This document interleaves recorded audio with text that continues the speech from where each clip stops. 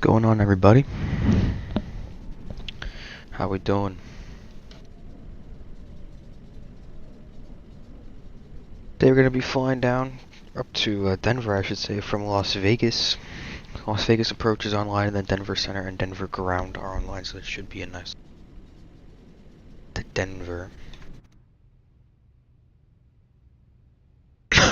Phoenix 1820 with the CFMs.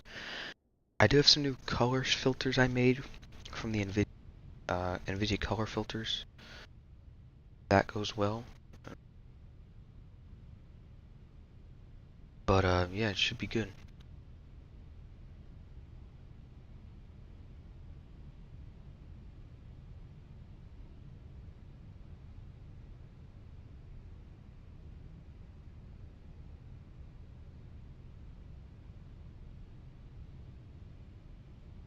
Second, guys, I gotta change something here for this stream. Should be ready to go here in a second.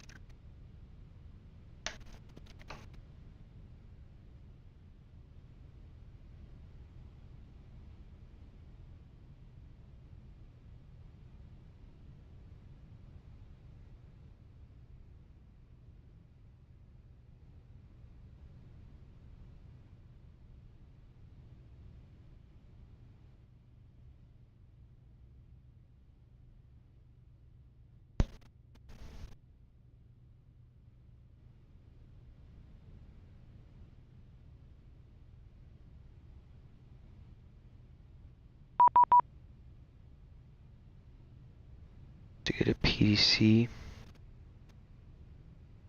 from them. Las Vegas approach, I should say.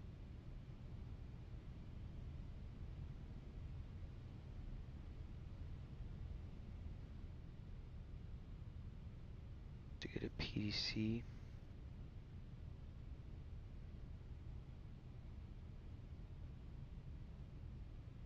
Alright, cool. Let's go ahead and get started here. So, order of flight plan here. We have 41 minutes to get off the ground. Perfect amount of time here. Make sure our sim settings are all good. Everything looks good here, there. Cabin, I'm gonna keep the cabin on. And while I'm here, I'm gonna go ahead and turn off frame gen because it can get really buggy. I do have auto FPS, so hopefully it works. Okay, let's go ahead and check, make sure our throttles, yoke, all that, or not yoke, our side stick work, everything here work good. Our flaps are retracted. Predictive wind shear is off. Engine mode selectors are set to normal and off. Landing gear is down. Let's go up top here, check the wipers. They are off, and our batteries are gonna go on. No power, we do have ground power, so that's good. Let that fire up, and then get our OFP in a second. Okay, so Las Vegas to Denver. Cost index only of 5 today. Good wind component here, positive 43, should get a nice little tailwind.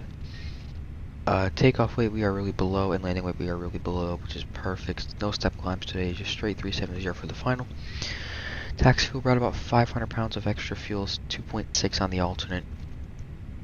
Extra fuel we brought about 1,000, and takeoff fuel is going to be 15.5. Our block fuel is going to be 16 on the dot. For our routing, we're taking runway 08 left on the Gidget 2 departure with a Tucker transition. Then direct a bump for the Ski 3 for runway 34 right into Denver. Off the block at 2205. Pack should be 109 passengers. Cargo's 4.2. I went through the takeoff and landing weights. Top of cruise winds here we have minus 53 on the temperature, but did I miss it? Wind information. Oh, here. 370, 244 at 48.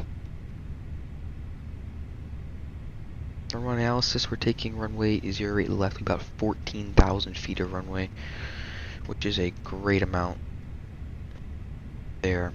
Perfect. Can I... does that? Delete.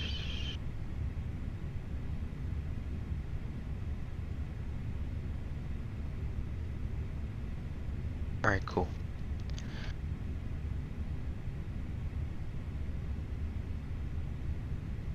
Company NOTAMs, other charts. You can see that tailwind there pushing Denver. Alternates are Salt Lake City and Bravo Foxtrot Foxtrot. Perfect terrain. It's going to be kind of a high terrain here because we're going into Denver with the elevation and stuff, so should be fun. Should be fun. All right, let's go ahead and get this thing rolling. Let's go up top. Let's start adjusting our lights and stuff. Let me know how the new color or the new NVIDIA filters look.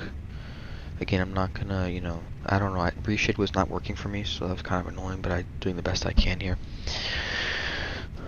Start off there. Cruise supply can go off. Ground control can go on. We'll get a little CPR test. That's normal. Go to captain. And our IRSs. Battery good. Go to our lights here. Let's get nav and logo lights on. Let's get our no smoking signs onto auto. That light's on. Let's get a little test of all the lighting in here. Good. We're going to keep the APU off for a little bit here. Pack set's normal. Pack flow is going to be low. We are less than 141 passengers for today.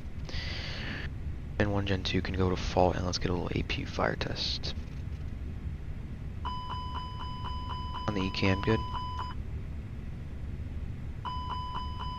ECAM pedestal, good. Let's get engine 1. Cam pedestal. Good, let's go ahead and run it up this way a little bit. Thing looks good.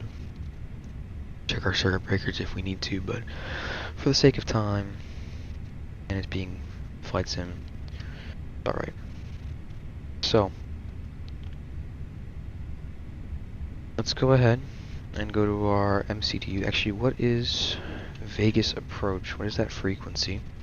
Sorry, I'm only showing the MSFS screen now for a second here. Oh, Vegas approach went offline. That actually stinks, and so did Denver. Oh my gosh, that really ruined everything. Darn. Really annoying. Would have had a nice approach into Denver with ATC, but they went offline at like the worst possible time.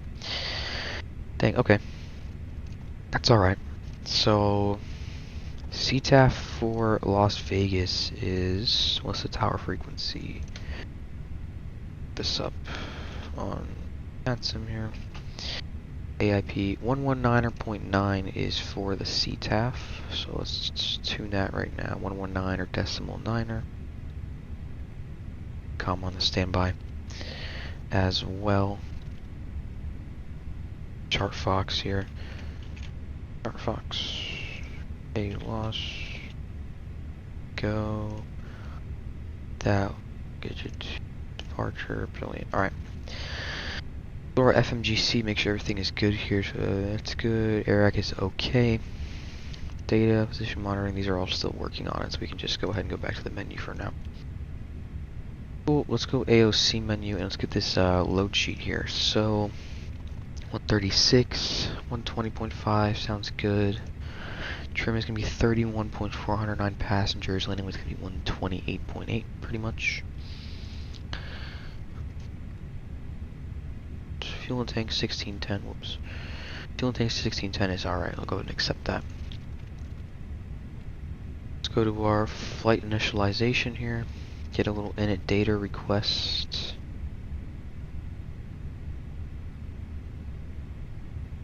Frontier 1994 Las Vegas to Denver, alternate Kilo Bravo Foxtrot Foxtrot. And go to our init and get this in as well. Let's actually go ahead and start the APU on now. Good.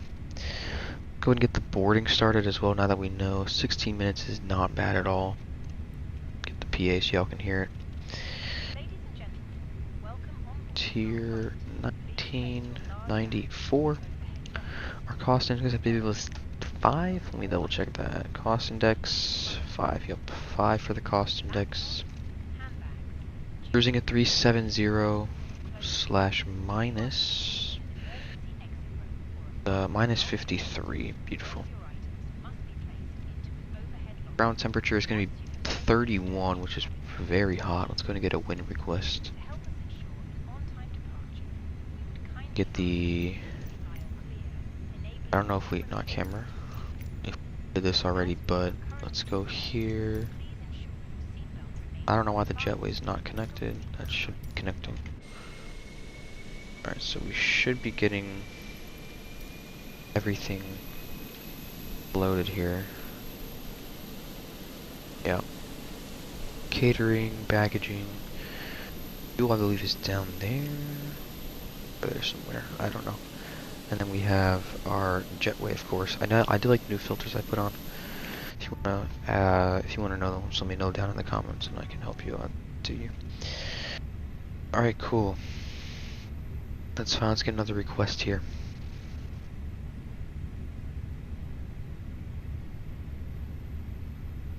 Sir. Alright, cool. So, Las Vegas departure. Taking runway 08 left, I believe it is. Let's go to our routing. 08 left on the Gidget 2, perfect right here. And then we are on the Tucker transition. Nice. So let's go check this out here. So we go to our departure. A lot of words. 08 left is probably this one right here. That's the 14,000 foot. So Iva, Melvin, Geezy, Jet G. Game froze, of course, because why wouldn't it freeze? Iva, Melvin, Geezy, Jet G, Gidget, Nickel, Tucker. Gidget, Nickel, Tucker is after, following, I believe, for transition routes it says here. Yep, we need this as well. Gidget, Nickel, Tucker, perfect. And to bump, excuse me, for the Ski 3 arrival into Denver. So let's go to ILS 34 right. ILS 34 right on the Ski 3. A lot of arrivals into Denver as well. The bump transition. Approach vise, I ain't got a clue. We gotta probably figure that out. Here, if we go to approach, what's our arrival called? Ski 3, I keep forgetting it. Probably on the continued page here. Let's see what we have. So we have Quickie. Teller, is that an option? Teller, it is, beautiful. Alright, sick. So that should be in. We'll go ahead and get that later. Let's go back to Las Vegas. Alright, cool. So that should all be in. Flight plan should be good.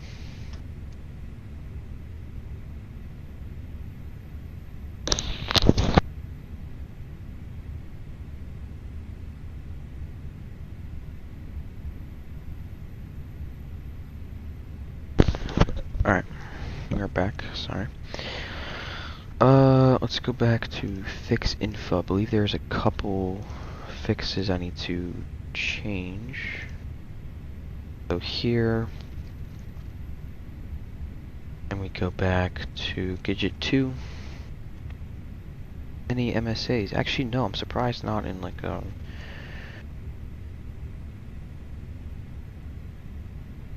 there. So top altitude 190, we just put the runway heading of 079, so we'll do KLAS-08 left, heading of 0, radial 079, but it's not a VOR, so it's alright.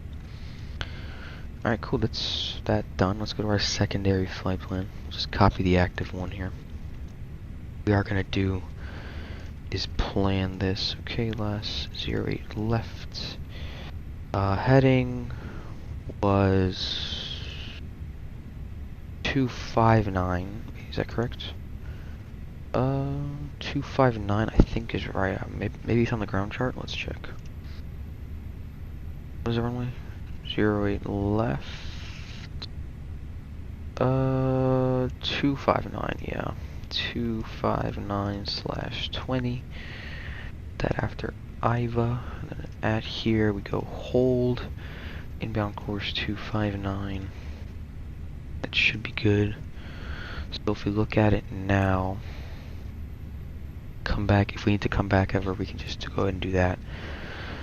That's perfect. And then we can go ahead and here arrival. Yeah, we don't need to do anything for that. That's okay. Perfect. All right. I'm back on the game capture, my bad. So secondary's done. Let's go to our rad nav. I don't think we had any VORs we need to put in for the Gidget 2. We can check the second page here as well, but we don't get nothing there. I'm going to skip that part. Let's go to the progress. Actually, I never did the NB page. I did skip that part. Whoops. My bad. Nicole K, what's up, man? How you doing? Hope your day's been going good. Times and weights. It should be in summary and fuel, I think. Package fuel is going to be 500 for today. Our block fuel we said was 16 on the dot, and our zero fuel weight was in the... Go here. No, I could have done the same thing. Receive messages, load sheet. It was 120.5 slash takeoff weight of, or zero fuel weight of 31.4. But then our takeoff weight 136. Double check that, 136 and 6 pounds. Beautiful. Alternate fuel we said was 2.7. We'll put 7. About 3.6 of extra fuel. Beautiful. Go to our progress. Good, thank you. What's going to be your altitude? We're going to be flying at flight level 370 for our cruise today. No step climbs. So just straight 370. 2, we are going to Denver. Runway 34, right? Put that in there. Our fuel page should be all, yep, fuel page is perfect. And then here's our performance. Let's go and get the APU bleed on.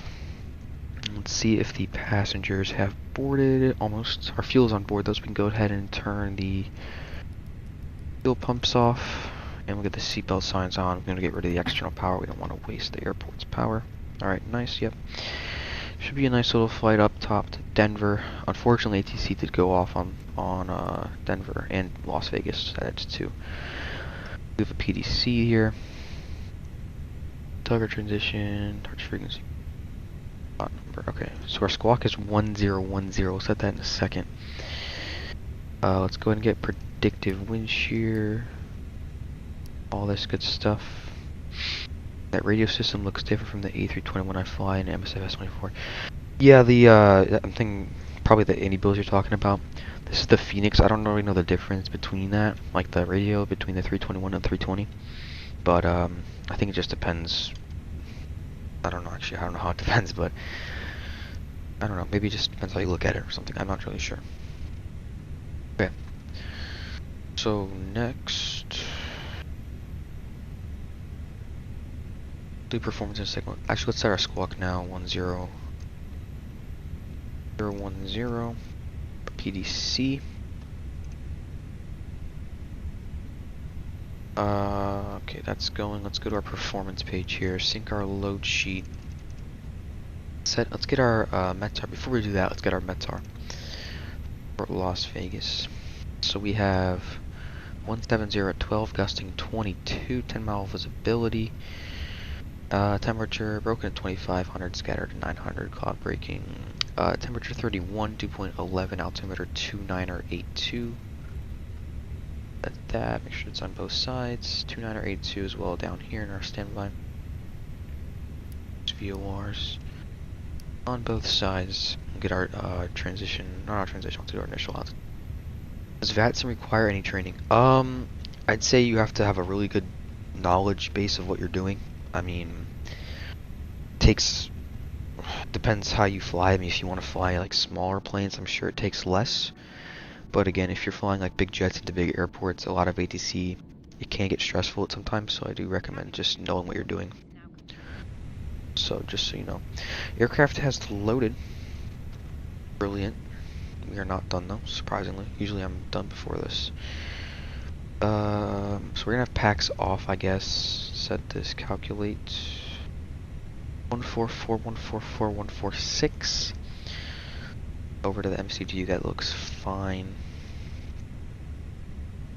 6 flaps retract 138, 187, 211. Clean is at 211, 209, which I mean it's alright. And then thrust reduction 3160, 3660, beautiful. Let's check our engines here. Engine oil quantities are good. Hydraulics in the green box there, you can see it right there. Our pressure landing elevation is auto at 5,300 feet. Our cockpit oxygen pressure is at 1,800. Get an oxygen mask test real quick. Checked. Okay. Let's go ahead and get this down. It's a little hot here today in Denton, Vegas. 31 degrees. Can you show me where you set the waypoints for the flight? Yeah, sure. So if you go down to this little, in your Phoenix or your A321, looking at the cockpit, you're going to go into here. Press flight plan, F-plan. You're going to see all the waypoints you need for the flight. So you can see, like, in my flight plan, I have nickel, or not nickel. Let's get a better example here. Let me look at my flight plan first. So we have routing, like Tucker and Bump. You can see Tucker and Bump are right here. And they're on my, those are the waypoints on my flight plan, so you can see that they're both in the flight plan. So you just press this flight plan page, and all you're gonna just do is insert departure, your runway, your SID, and then same for the arrival, what kind of approach you're doing, and then your star, transition, all that good stuff. So yeah, let's go to our load sheet here. We're going to accept that. That's all right. Denver side as well. 3, 4.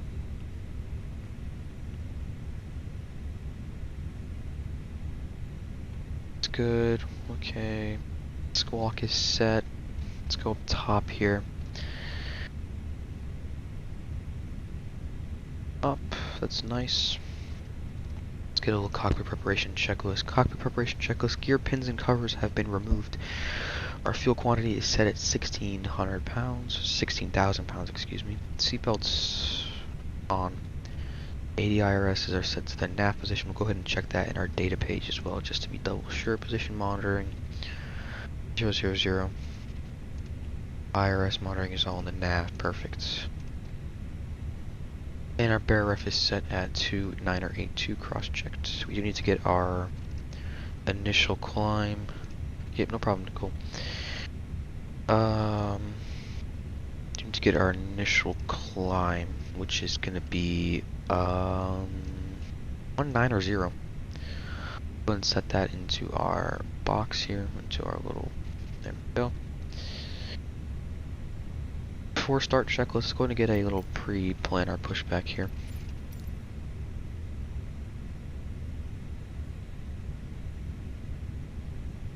We are facing, okay, runway is down. Okay, we're gonna push to the left, I think it is. So we go a little bit here. We're gonna go to the first line, I guess. It's alright. Doesn't think it matters. Because we can just shift over. Get a before start checklist here. So parking brake will be set. Takeoff speeds and thrust 144, 144, 146. Checked on both sides. Windows are closed. Beacon light will be great. I'm just curious, after you press external power, some of the screens are red. How do you make them like how you have them? When I turn on external power, when I turn it off. Oh wait, never mind. I see what you're saying. Okay, so when you press external power, right, it's gonna take a second to get the computers to be booted up. So what you have to do is you go up here to 80 IRSs. This is gonna make your GPS and everything you need for a flight into like a line, so you know where you're flying. You're gonna go from the off position to the nav. I'm not gonna do it here, but you just turn this to the left and put it back into nav, and it should be good. After that, you have to give it maybe like a minute or so, and it should be good. Yeah, so that should be good for that. Get a little slight departure briefing, I guess. Very small, because we're kind of behind, in a sense. All behind. But, yeah, let's go to our stuff here. So, init B page. Takeoff weight is going to be 136, landing weight is going to be 129. Block fuel is going to be 16. Extra fuel is going to be 3.6. And we have about 49 minutes for that. For our performance takeoff page, our V1 speed is going to be 144, same for the V rotate, and V2 speed. Taking a flaps 1 departure with our selective for our flex temp at 64. Position altitude is going to be 18,000, of course, and our thrust reduction is at 3160, and our acceleration for the same.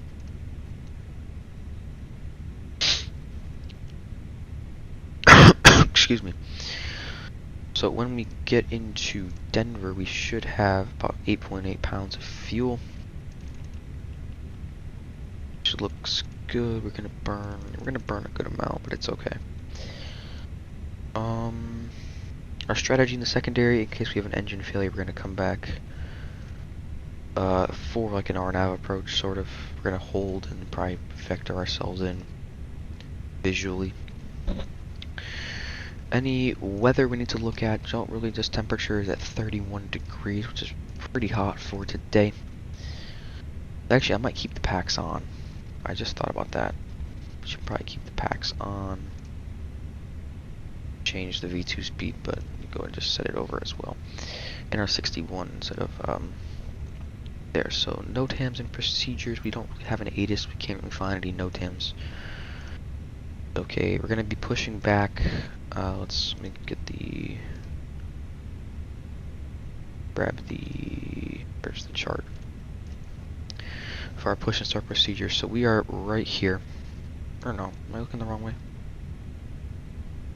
Oh, we're here. Yeah. Push back facing the west. We're gonna taxi out via Charlie. Here we go.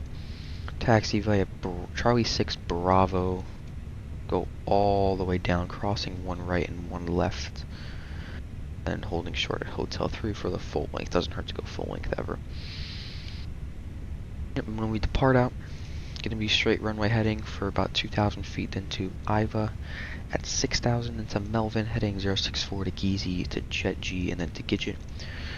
Gidget, we are on the Tucker transition, so it'll be to Newell and then to Tucker. That's that.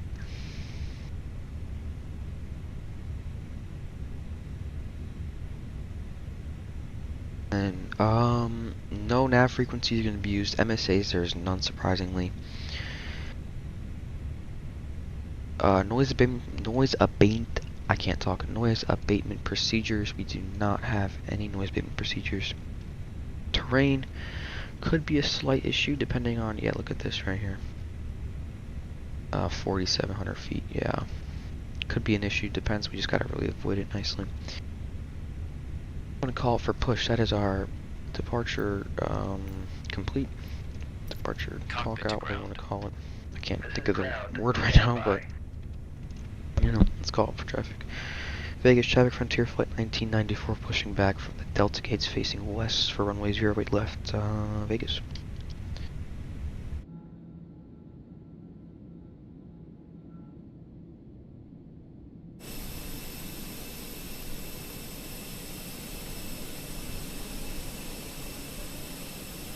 Not sure why it says Lufthansa, but we are definitely not Lufthansa today.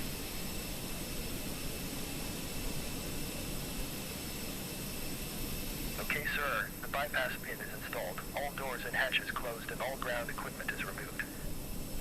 The parking brakes are set. You may lift. Parking brake set. Lifting the aircraft. Aircraft. Am I missing an altitude constraint? Am I tripping? We are cleared for start and push. Okay. Oh, 1,4,000 at Jet G. Parking brake. Parking brakes are Missing. released. Commencing pushback. You can start the engines in Jet sequence. G. Oh, You will below start in the 14,000. I'm crazy. I completely missed that. It was at 14,000. Make sure there's no other discontinuities as well while we're here. Yep, looks good. Perfect. Go ahead and set our ignition here.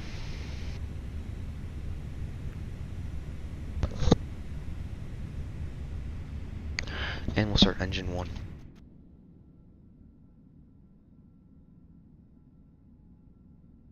Find these, like, I don't know, it's just the window. I can fix that actually while we're here. Please observe the cabin crew member closest to you as we are about to demonstrate the safety features of our Airbus A320 aircraft. Thank you.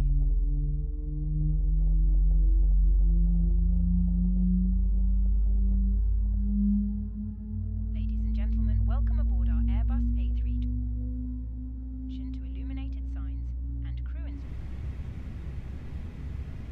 Cool. Still spooling up here. Race position, which you must adopt. Oh, our thrust lever's not at idle. Exits on this aircraft. The cabin crew are now pointing out the exits nearest to you. Please be aware that your nearest I don't know what this like screen tearing is here. It's kind of annoying. emergency lighting will guide you to an exit. In an emergency, leave all baggage on board. Your seatbelt is fastened, adjusted, and released as shown. It must be fastened whenever the seatbelt signs are on, and we recommend that you keep it fastened.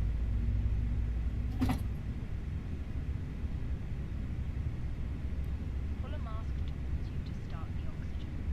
Put the mask over your nose and mouth. Okay, pushback completed. Please set your parking brake.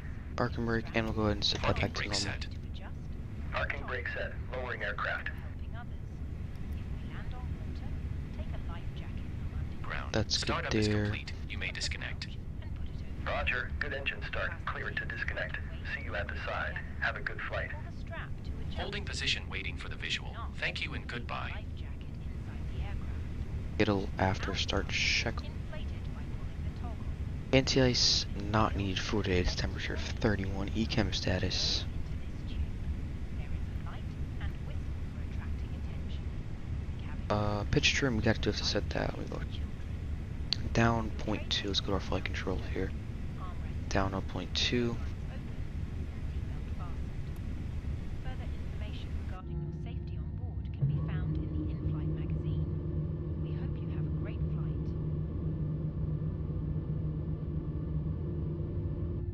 Flaps 1 is set. In our rudder trim.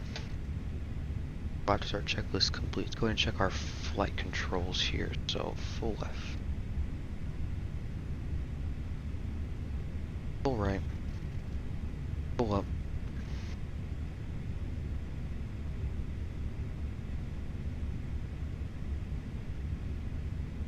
Flight controls completed. Let's go and set our auto brake to max. Set takeoff config. Takeoff no blue. Taxi lights and runway turn off lights can go on. Happen real quick. There we go. Taxi checklist flight controls have been checked. Flap setting will be config 1 plus F. Radar and predictive wind shear is on and auto. Our engine mode selector will be set to normal and our takeoff no blue. Taxi checklist complete. Let's go ahead and start taxi here. Taxi via. Cabin crew, seats for takeoff. Cabin is ready. Let's go ahead and just. Hi, Captain. The cabin is now secure for takeoff.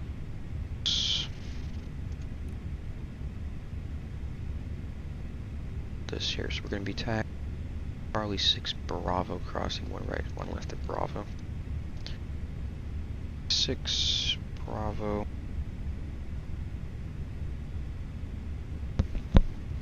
Let's go and set our TCAS and TA as well.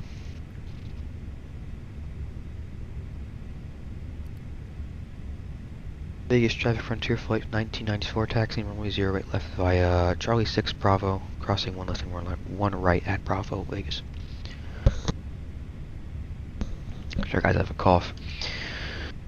Alright, let's go and get this thing on the road here. Sure, no traffic. We do have a guy. I was going to Phoenix, okay. Let's go and get moving. Put a little bit of pressure. Now check our parking brakes, unfortunate. And brake test, pressure 0. Let's go and get moving.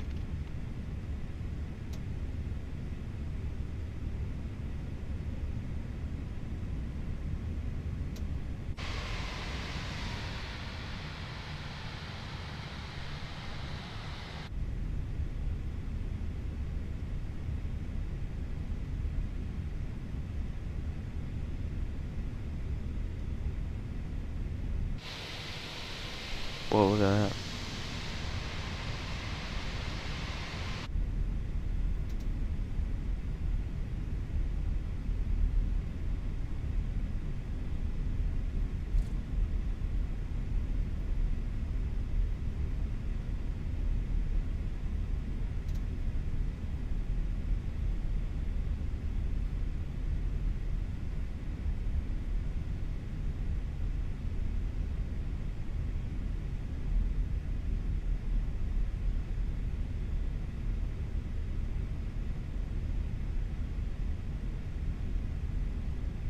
Alright, making this turn now.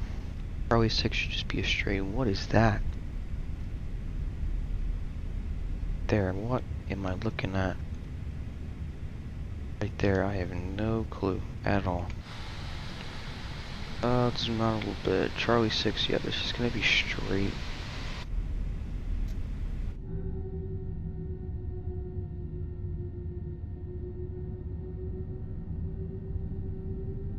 Gotta love the sounds though. Can't even lie, it looks pretty. Sounds pretty good.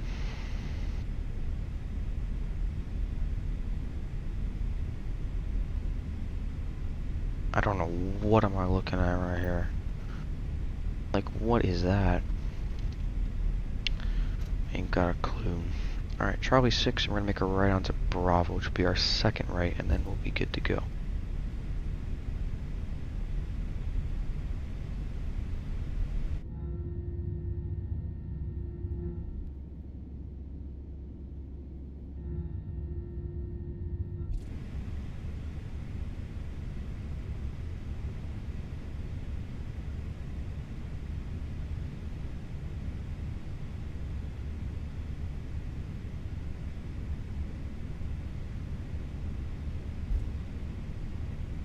Power, and then we're gonna make a second right there onto Bravo. God, I love those sounds, man. It sounds so good. Got Bravo, should be on the right end. You can see it there, kinda. But left is clear. Right is clear. We're gonna make this turn to Bravo.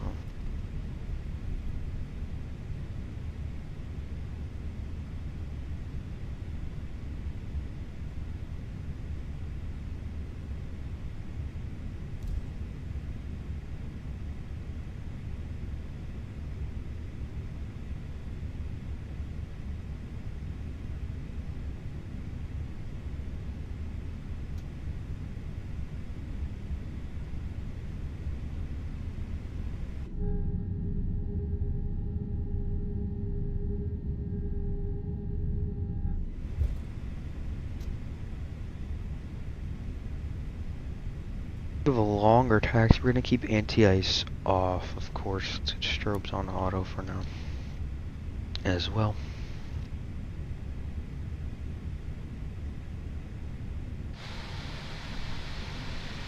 Do like these shaders, not shaders. I just kind of changed the NVIDIA color settings, and I do like that the cockpit is more blue, I'd say. So.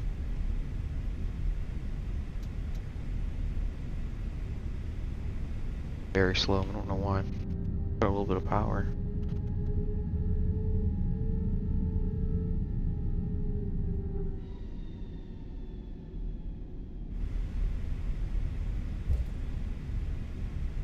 Irvin, what's up, man? How you doing? Taxiing out here to runway 08 left for Vegas. Then going over to Denver. I'm not going 50% right now. What is happening with my taxi? It's very slow.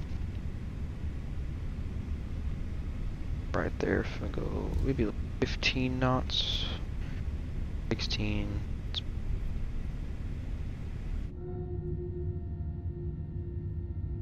Like clouds and rain over there. Interesting.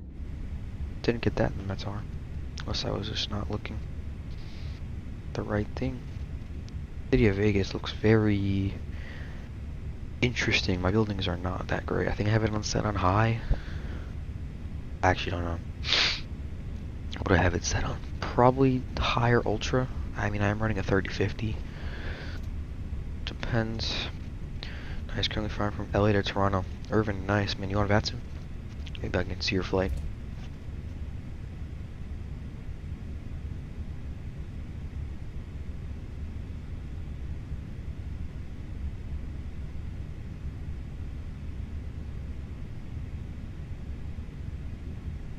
Yeah, maybe after takeoff I can. Why are we going 7 knots? Please pick up the pace, dude.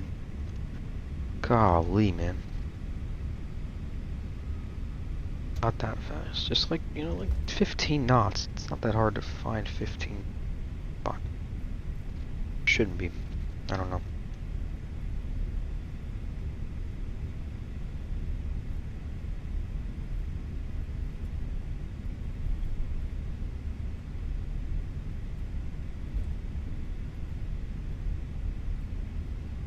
Oh shoot, I was looking at Vatsim radar trying to find Irvin on Vatsim if he was flying. Yeah, yeah, I might never fly without Vatsim, I'm gonna be honest. Yeah, that's how I am too, like I need Vatsim with me. Like, at all times, pretty much. Like, if it just feels like very unrealistic without Vatsim. Even if there's no ATC, like you get other traffic, which makes it more like realistic, if that makes sense to you.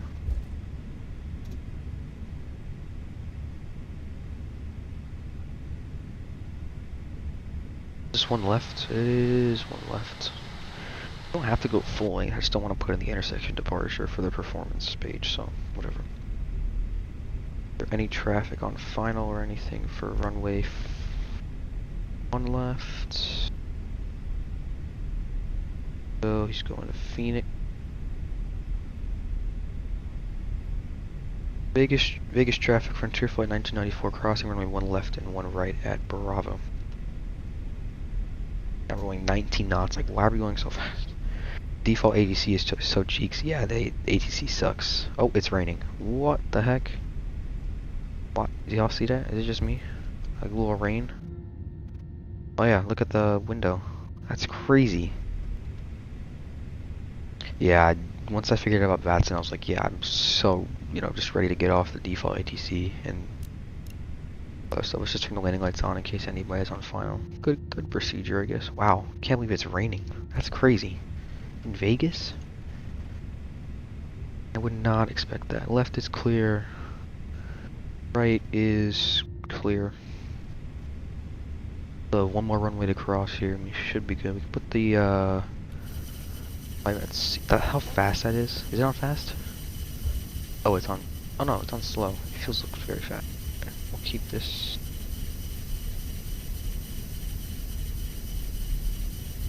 Kind of an annoying sound. I'm just gonna leave it off. There we go.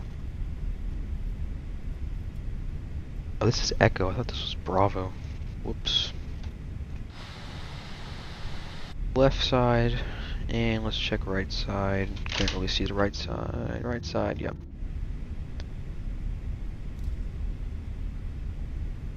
Sub Nicholas August, appreciate you, bro. Have a good one, man. Alright, so why is it not speeding up? Hello. Faster. Not 50%, like 30% maybe. Alright, let's just keep the lights on because we're gonna line up anyways here. Vegas traffic, Frontier Flight 1994, lining up runway 8 left, full length, Vegas. The full length, I don't even know. I'm just gonna go over here. I don't care. Oh, why can I not turn with my rudder or my tiller? I literally can't turn. Oh, there we go. The lineup checklist. Takeoff runway is confirmed. Runway 8 left. TCAS is set to TARA, and we're falling off this taxiway. And our packs are gonna stay on for departure. Lineup checklist complete. Full lights are on. Left side clear. Right side nobody. Line this thing up.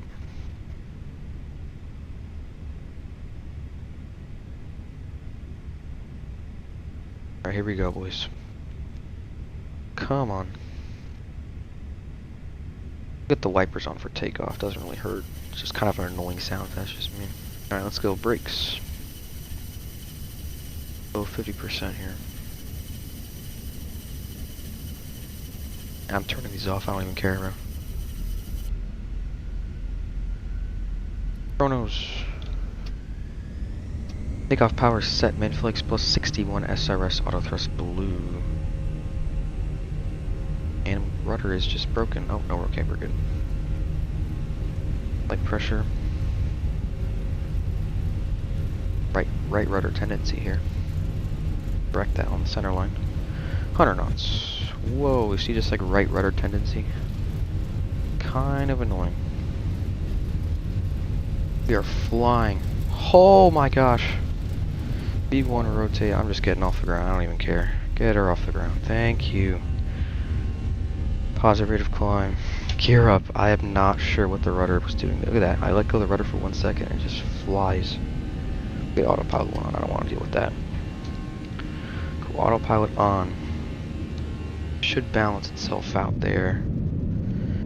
Goodbye, Vegas. Nicholas August, I'll be flying from Heathrow to Rio, Brazil in the Vatsim 777. Excited. Yeah, that sounds like a fun flight. Wiper sounds are also in real life. Yeah, I just don't like the wiper sound. Just kind of makes me like annoyed. I just don't know. It feels like gross. I don't know if that makes sense to you. Let's get ground spoilers off. Auto brakes can go there. Let's pull the lever back to climb when we have a positive rate of speed here. And call Vegas traffic Frontier flight 1994 vacated runway 8 left and climbing flight level 14,000 Vegas. Now pull the lever back to climb. And our S speed, let's go flaps clean here. City. Oh my gosh, is that thunder? Holy, did y'all see that? That just me? Or did y'all see that? Does the Phoenix specifically feel slippery? Yes, Irvin, I was just like talking to somebody about that today with my friends. It feels slippery, like it feels like I'm dancing on the runway, and I can't maintain the center line. I've tried, fixing the settings and everything. It just doesn't want to work. I don't really know why. Oh my, dude, what was that? There's not even a clap. Oh, there's a clap. What was that? Okay, well, that's cool, I guess. That's crazy. Gotta watch out for that now. Nicholas August, maybe you. Yeah, it's probably just me. I just don't really. I don't know. It feels weird to me. Not really sure. Yeah, I might kind of want to break the speed restriction. Let's call. And we'll call over to Unicom. 370, my bad. Alright, shut up. Vegas traffic Frontier flight 1994 climbing flight level 370 final call Vegas. Let's go Unicom. Nice. I was wondering if it was just me, but it's been like that since I bought it. Exactly. Like I just kind of feel like it just kind of feels like slippery, like it's a wet runway always, which is not how it is usually. So I don't know. And you can see all that rain up there. Look at that.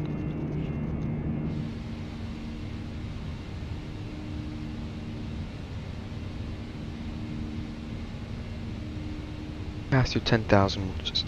We'll just go ahead and get rid of this. And we'll copy the secondary.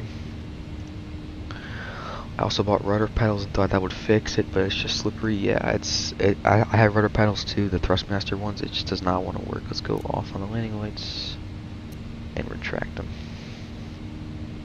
We'll get terrain off. I don't really care anymore. We should be out of trouble. 10,000 feet. Landing lights are off. Open set airport, both sides here.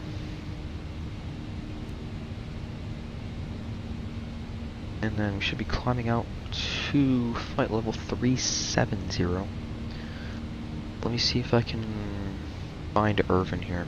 Irvin, what's your call sign for your flight from LA to Toronto? Let's see if I can find you on Vatsim radar here. Toronto, 22 arrivals into Toronto. Crazy. Phoenix, Boston, Munich. Dublin. I'm looking. I don't see you. Oh, are you Air Canada 1825? Or there's two Air Canadas. There's Air Canada 1556 and Air Canada 1825. So you could be either of those. Probably maybe you got like a friend or something that's flying with you. But we were over here. Higher speeds, yeah, I agree. Maybe like around 100 knots where you start to really feel it kind of just like go everywhere. I don't know. Interesting. I thought I was the only one, but Altimeter's 3003 with one set that here before we press standard. Taxiing, I don't taxi with rudder pedals. I use like I have the Airbus side stick has like a tiller function, not a function, but like you can just twist it and it'll turn like it's like a tiller. I have it set there, so that feels normal, but just like the takeoff, it just feels weird at high speeds, like kind of like what Nicholas said. Good up top, I think, yep. Go and get rid of this, we don't need this anymore. And then we're passing here, we can go and clear the secondary, copy the active one. Perfect. Let's go back to performance. There's a delay in stopping the turn as you straighten out the rudder. Fair. I do see it. And I have a side stick as well when I use it as a tiller. Yeah, the tiller, that saved me, because I used to fly the fly-by-wire. Like, you could go back to my channel, you can see like the first videos I posted were like full approaches into different airports with the fly-by-wire, and it's just, I was using the tiller as a rudder pedal for rudders, and it was just hard to just like control it. But the rudder pedals, especially on landing, are a little bit better. But I think that takeoff is just kind of tough. 18,000 here. That 3003 in a second. 2400. What that means? I don't have no idea what that means. 060 at 7 broken. Yeah, it should be a cloudy arrival to Denver actually. 180 will set 3003 for when we change it next. Standard. And standard, beautiful.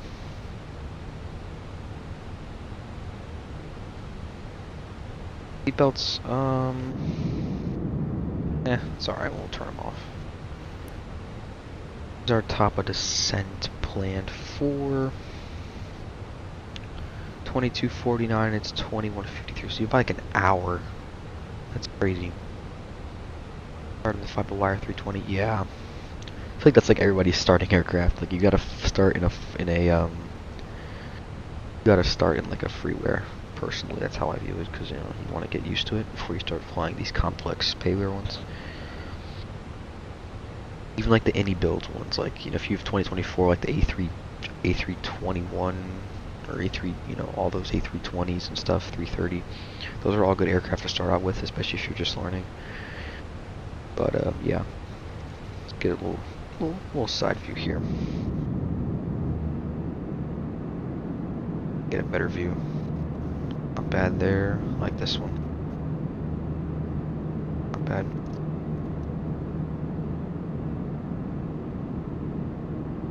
Depart. We arrive into Vegas. I do not know our gate. Probably like an alpha gate. The rain. I didn't think there'd be this much like bad weather.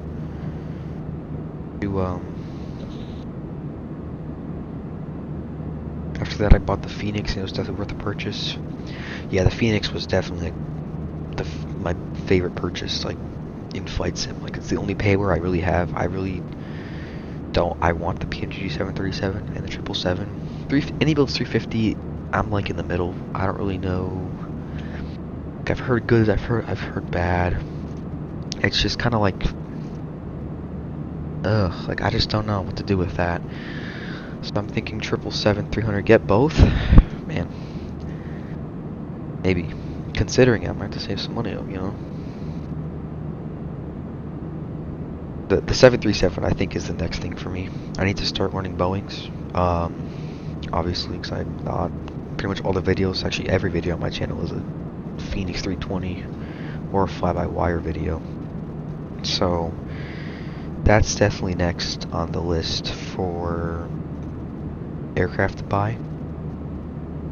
And then I'd say probably a heavy 777 or 350, something like that. Okay, so this aircraft arrived in Alpha 79. Looking at flight aware here, Alpha 79. I have no clue where that is, man. I don't fly into Denver a lot. I probably should though. This is a nice airport. Airport diagram will save that. We're on the. What's our arrival? Shoot, I forgot it. Ski 3.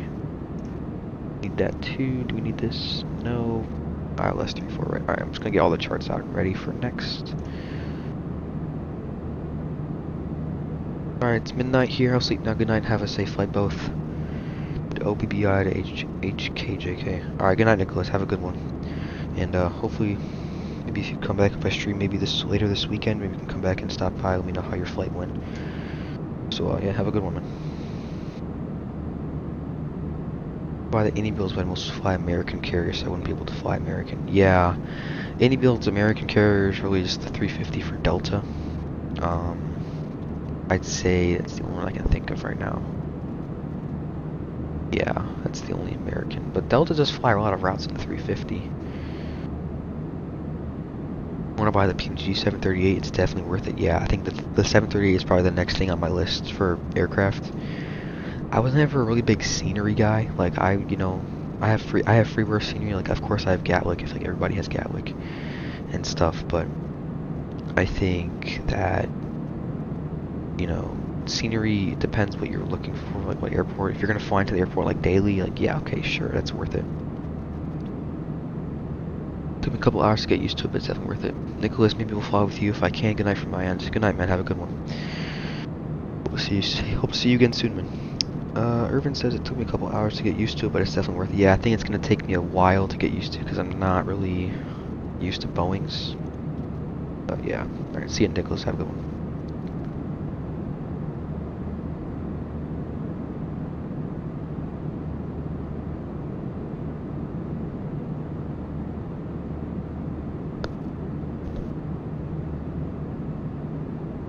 Is Freeburg Gatwick? The Freeburg Gatwick is laggy. It depends. I usually fly with FrameGen on. I'm not doing it today because it gets stuttery on landing and approach. Like on the side here. Let me show you. Hold on. Like when I'm landing, I might open climb. What the heck? Meters. Oh, there we go. Climb. There we go. I just want to make sure everything's good in here. Okay, good. Like when I land, you'll see kind of like really crazy stutters here in my shadows. There will be shadows like down here that just really kind of get lagged behind. And it kind of makes me mad, like when I, record videos for us. But yeah, let's see if we can get a better engine view here. Let's go like right here. Right there. Right, there we go. The Boeings are much more hands-on than the Airbus, which I kind of like since you have to tune in ILS and set the course. Yeah, the Boeings are definitely much more complex than Airbus. That's why I wanted to start off with the 320, because it was like, it's still, obviously all airliners are complex, but like Boeing is just a different level of complex. It's crazy that you have to just like kind of know like everything for that to kind of have it work like the way it should. Airbus, I mean, you can definitely skip some parts out. Like I like to fly with SOPs personally, but I'm not like full on reading it and studying it every day for hours for what airline. Like no, I'm just gonna go by the basic Airbus rules and things like that. So yeah, we have a nice amount of arrivals into Denver. Hopefully ATC comes on. That'd be really great. I haven't gotten a live stream yet with ATC on, I don't think. Maybe we did get it on ground at one point at an airport. I'm not really sure, but depends what I look at, what stream you're looking at. Right, oh, it's over there. It's taxi all the way down by Foxtrot, and it's like down. Dang. It'd be a long taxi. Long taxi. Fortunate.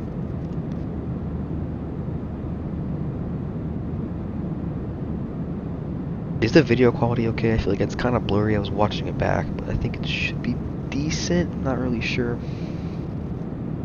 For me, it was like kind of laggy, but yeah. If you guys haven't already, make sure you go ahead and like the stream sub. I've been on Vatsim for a month, and I'm already. You're an S1. Oh my gosh, I'm training for S1 right now for Chicago. Like, quality's fine. Okay, good. But yeah, I'm training for an S1, and man, it is fun. I love it. What RTEC are you in, Irvin? 'Cause I'm for Chicago.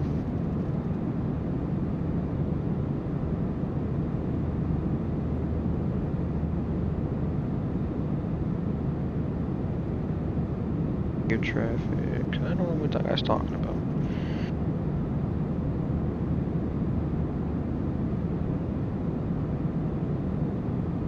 Cause man, ATC like is ZDC. You're in DC. Nice. I'm in ZAU, and man, it is just fun, man. I love like looking at all like the LOAs and stuff. It's probably the main issue I have is LOAs, but hometown RTEC. Yeah, Chicago's my hometown as well for RTEC, so I'll make a nice little turn here. But yeah, Chicago's my hometown for RTECs as well, for my RTEC, and yeah, it's pretty good. The people are really nice there, so I do like it. Still haven't hit our cruise yet of 370. We're still at 345 on this side. We'll go back to like, let's go over here, get a little wing view, like right here.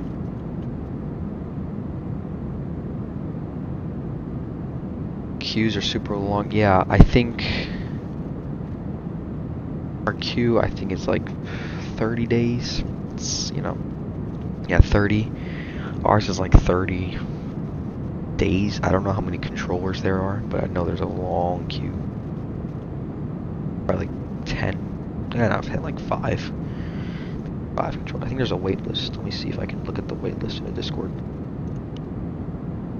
There's 4, but you know, obviously each controller is, you know, gonna depend how fast they train. One thing I struggle is with the west and even altitudes. I still get them mixed up. Yeah, I just kind of think of it like, I mean, again, ZAU is kind of in the middle of everything. Like, it's like the middle, Midwest. You can go either direction. DC's kind of tougher because you have to, you know, it's on the East Coast. Most of your flights are going to be out to the west. So, how I remember is I just think of like, what did I do? That was like, it's 30 controllers, not days. That's crazy.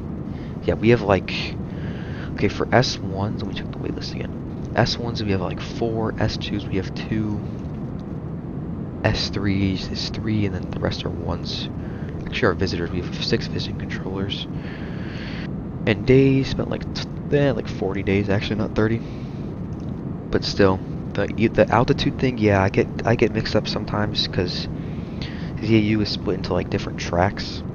So some of them enter or leave the airspace, you know, west, and I get confused. Okay, maybe is that odd or even? I have to look up on IFR Route Analyzer and all this. Just, it's a big mess usually. So that's that, but it just depends, really. But yeah. All right, I do kind of want to start looking at our arrival. Just hit our cruise Mac Alt Star. Yeah, we're gonna go ahead and do that right now a little bit, actually. So, taking the screen share, or not screen share. I'm just open this up for y'all. Cool. So we're taking the Ski 3 arrival from the bump transition. Initial descent is gonna be down to 200 at Ski. Plenty, like 40 on miles, 27, 48. Probably descent will be around pole, I'd say, to get down to 200 within like 100 something miles, so not bad. From Ski though, we do have a lot more to look at here on this approach. Take Ski over to Big D, and then we go to Crag, Gnarly, Teller at 1000 for landing runways 34 left and right, which is what we're doing, landing 34 right. From Teller, we go to Be Free, and then we go to all these approach waypoints here for the localizer. 111.1 with a 9200 MSA around Denver VOR, excuse me. Then it was a 55-54 because it's such high elevation. We land, we're probably going to vacate Foxtrot 9 or Foxtrot 8, I'd assume.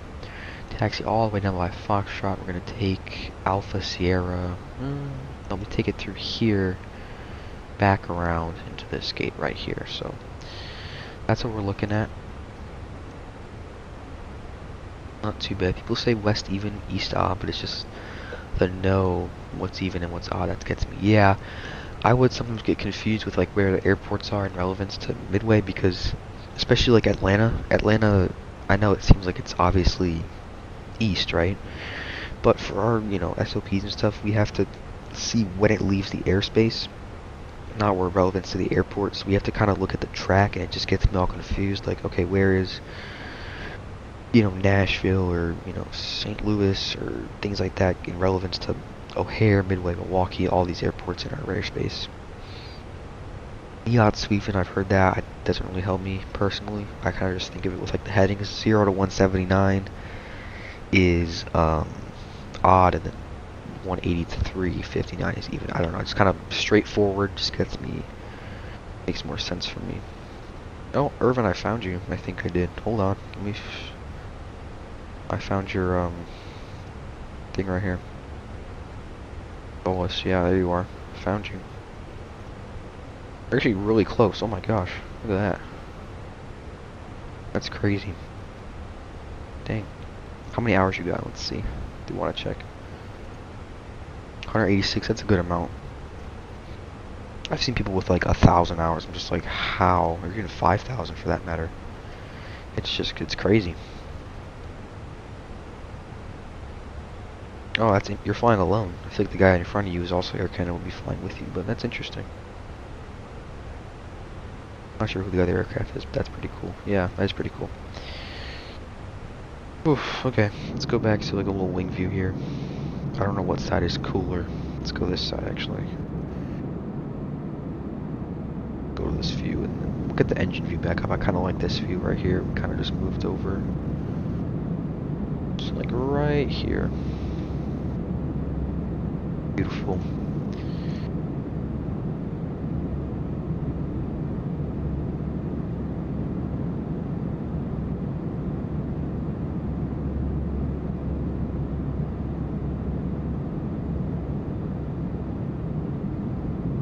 Got up to 55 subs. Hey, nice. Cool. New video from landing into Toronto. Our video, how many views? Been on Vatsim for a month. I already know a lot. Yeah, the thing is, before Vatsim, like before I got onto Vatsim, I was studying like a lot. I would take notes, like watch people on YouTube and stuff like that. Just take notes on how they how they communicate with ATC. So I had a good knowledge base of like already what to expect. And that kind of just translated really easily. And now we're here flying with 350 hours almost live streaming on YouTube. So yeah, pretty sick. For the 8 cars here.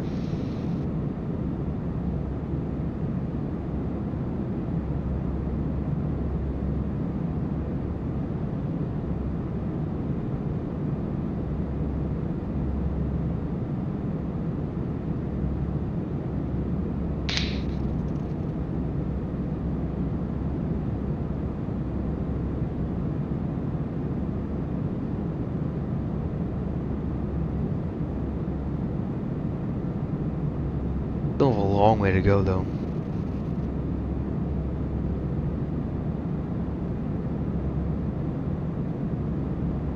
Definitely a long way to go before we get into Denver here.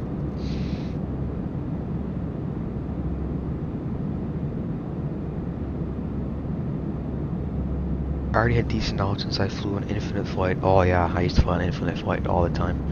Even though the ATC there was so bad, that's how I kind of got used to it in real life. Or in the there you go. So yeah, I did not buy the infinite flight like thing, the subscription, so I only was like flying within like LA airspace.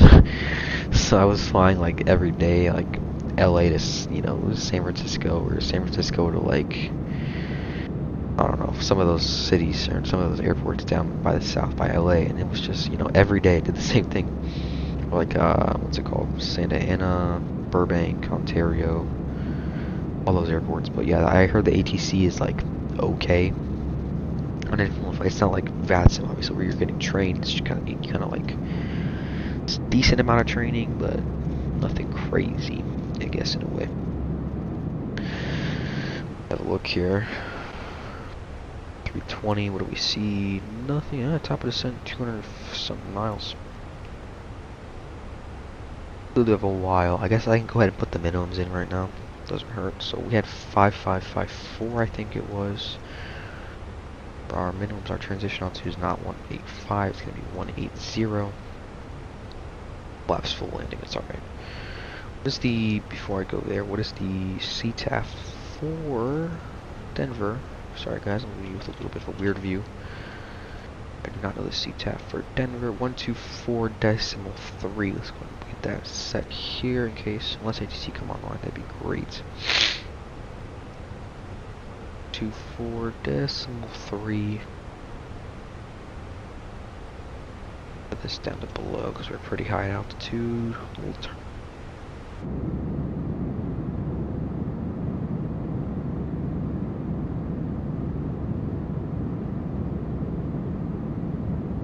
Kind of sucks since I'm stuck on rally ground. It's still a long queue. Yeah, rally. I mean, S1 is kind of like in a sense, I kind of find it relaxing because you're not like controlling center where you gotta control everybody. And you can really get your hours like really get your hours up fast, especially when you're on ground. Because maybe not if you're at a small airport. Like for us, our training is at Midway and Milwaukee, and really nobody really flies in Milwaukee. Midway can get busy at some points, but usually it's not like crazy busy. So it's maybe 3 aircraft every 30 minutes, nothing crazy. One thing I don't really like for Boeing is that you just hit the barrel. Oh my gosh, I know that's really bad on like the 737 and stuff, especially for Denver. Yeah, like high altitude airports, like that's gotta be bad. The high altitude airports like this, if you were flying at Denver with the 737, you have to set the barrel to like 5,000. You have to scroll all the way. That would really suck. I've heard about that.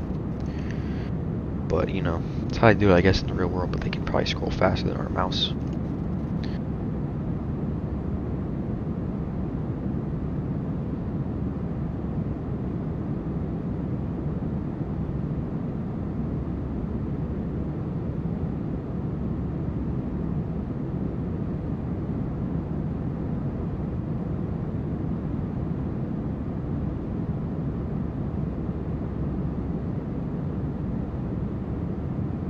Crazy that DCA is the most busiest airport in IRL. It's Dulles. Yeah, I agree. I think Dulles you get a lot more heavies, like especially from Germany. I know like Lufthansa does like Munich to Dulles or things like that. I think DCA is busy in Vatsim because of the river visual and like it's just so close to the Capitol building and all that stuff. The river visual has a big part of it. That's why I usually when I'm on Vatsim or flying, I see the 8 is for DCA and it's like River Visual 19 because everybody wants to fly that. So you see that, you're just like, okay, maybe let's go fly to Dulles, and that's where everybody just goes and it gets really busy and it just gets chaotic at some points. So yeah, I see where you're coming from there. Dulles for sure is definitely the busier airport. I mean, you have a lot more heavies. I mean, there's even small aircraft too. Like, I think Midway to Dulles is a big route. I wouldn't say big. I know a lot of Southwests. No, I'm lying. No Southwest flights or anything from to Dulles. A lot of flex jets and stuff. Yeah, a lot of Southwests go to DCA from Midway, but I think it just depends what airport you're looking at. Flew the River for the first time the other day and it was really fun. Yeah, I've flown that like 3 times. Every time I always like go off center off the river and I fly like just outside the Capitol building, or not the Capitol building, like over there in that area, and I have to fully turn my aircraft. Yeah, it's a pain sometimes. The 738 is way more easier to butter than the 320. When you fly off the side stick, yeah, the side stick, I don't know if I should get a side yoke for this PNGD. I think a side stick, if I just tune the settings, it'll be fine. The Baltimore for us is dead. Yeah, I've flown Baltimore. I've flown maybe once, twice in my whole like time, I guess. And on Vatsim, it's just never really busy. That's kind of how Milwaukee is for us. Our big 3 airports for GAU is O'Hare, obviously. Then you have Midway, Milwaukee. Then I guess Cedar Rapids is up there. A lot of Class Deltas and stuff, but usually Milwaukee is like nobody, and then O'Hare is obviously the busiest, and Midway is kind of like that Dulles. Just depends how you look at it, I guess. Been on the side stick since I've started Vatsim. I don't plan on buying a yoke. Yeah, I don't think I'm gonna buy a yoke either. I think it costs like, I mean, the Thrustmaster was like $500 or something like that, 400. But like, yeah, I just don't find that worth it for what I'm trying to do. Especially if I'm gonna mix Phoenix and PNG. If I was only flying Boeings, I'd probably purchase like a $100, $150 $150 like yoke or something. I would probably not ever look to buy the Thrustmaster. I did have to change the settings though for when I flew the 738. Yeah, the settings obviously I'd have to change because the weights and stuff are different, just the sensitivity. But once I get that down, it's not a big deal for me. I don't really care at that point.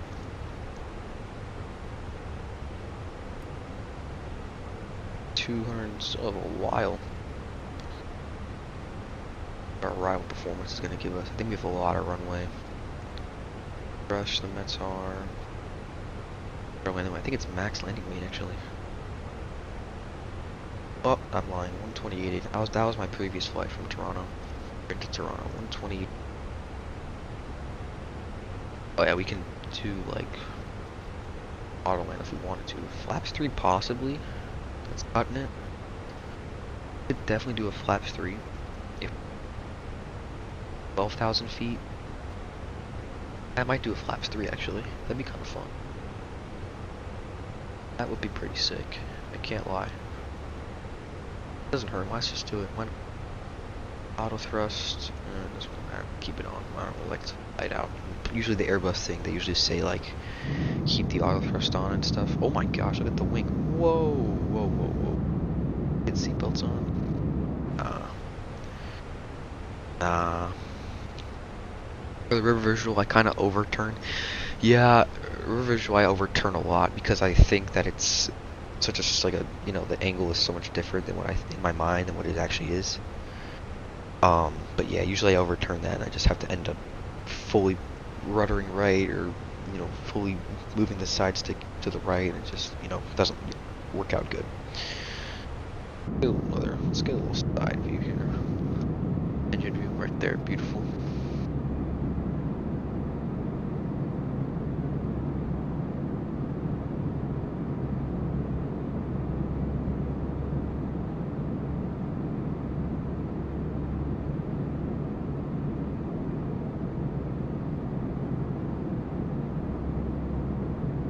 Did my sim freeze? Do not say it crashed. Okay, we're good.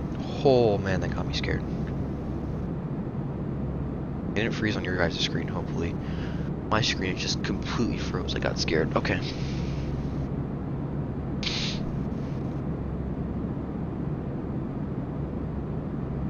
Denver.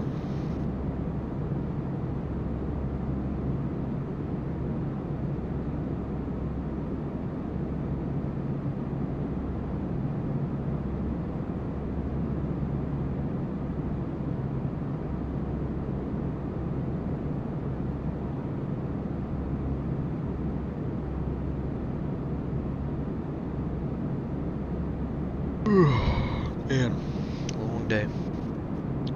87 subscribers. Hey, we've got like 5 subscribers in this one. Crazy, actually. Appreciate all the support.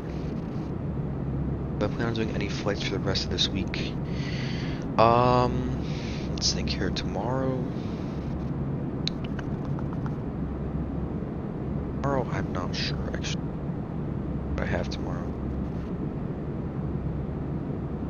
I don't think I have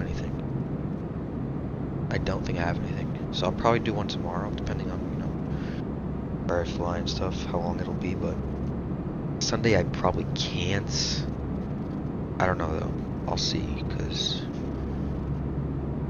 it's soccer Saturday at 11:30, but I'm sure I'll be back in time for like another flight or two. But yeah, definitely Saturday I'll probably do one, and then Sunday probably not because I have soccer again. Then yeah, but definitely doing a flight this weekend after this, so I'll probably screen record this landing, get a couple more videos out for y'all, stuff like that.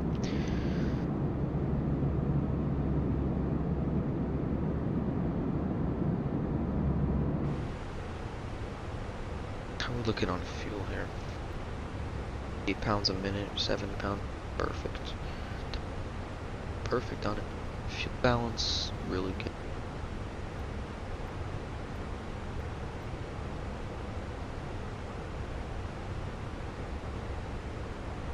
Definitely below the landing, which is awesome. That view, that kind of looks nice. I'll come in tomorrow then as well. Probably can't because of work, but yeah, okay. Tomorrow, I might stream again tomorrow. I'm not really sure if I'm going to stream this week. I might. So I'm going to Boston. On what is that? June 11th. What day is June 11th? Wednesday to Saturday, so June 11th to 14th, we're going to Boston. Whole family for vacation, so probably nothing there, guys, unfortunately. I might just do a bunch of flights and just schedule them during the week. We'll see how that works out.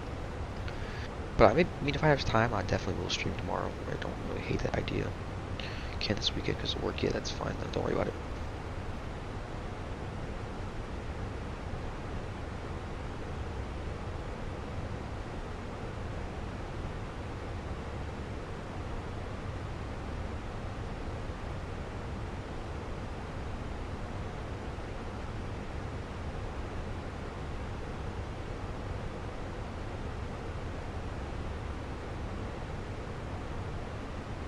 Chicago Center's on, and Midway Tower.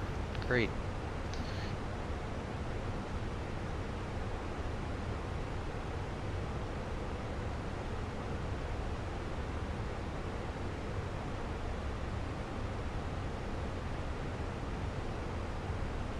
That would be pretty fire.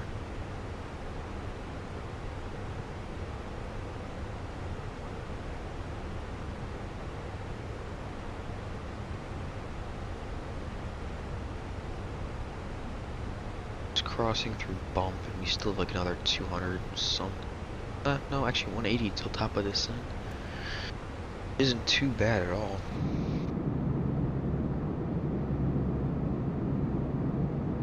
I love the Phoenix, dude. It's such a great aircraft. Gotta love it.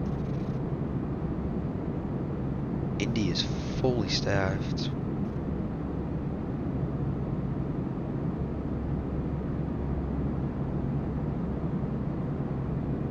I do kind of find the point delivery in the US kind of pointless because it's pretty much just PDCs and Crown could really do that, but you know,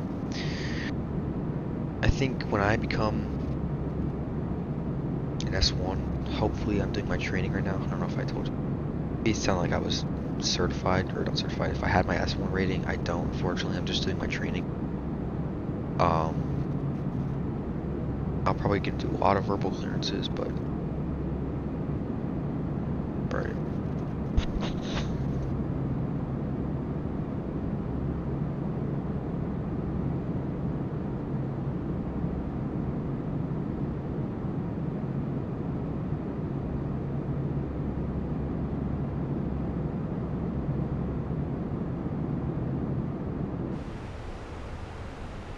Let's go ahead and just start planning our arrival. Doesn't really hurt. So I'm just gonna open up all the tabs here. So okay, cool. Let's just get everything set here. So let's go. Winds 22, gusting 28. Man, what? I'm putting it in the wrong box. 040. 2, right? Yeah, 22. Temperature is 18. Put that in the completely wrong box, but put it in the Q&A set. Altimeter 3003. So that's projected 100.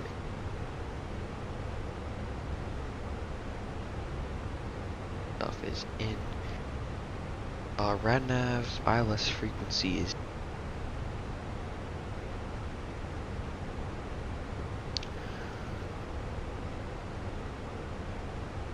I'll just double check everything. Denver's kind of cold. Went back up a little bit for our passengers and stuff.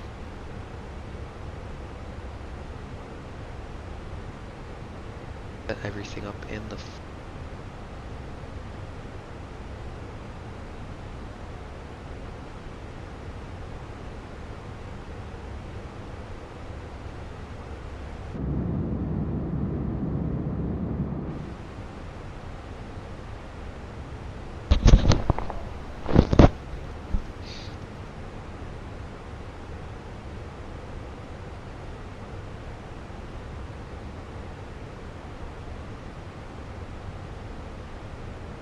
Faster than Mach 0.75, bro.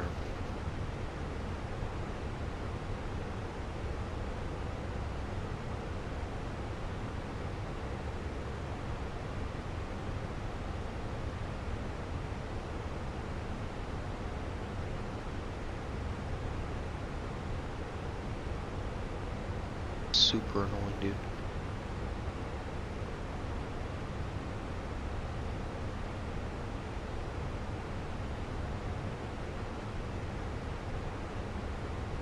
This guy, please landing.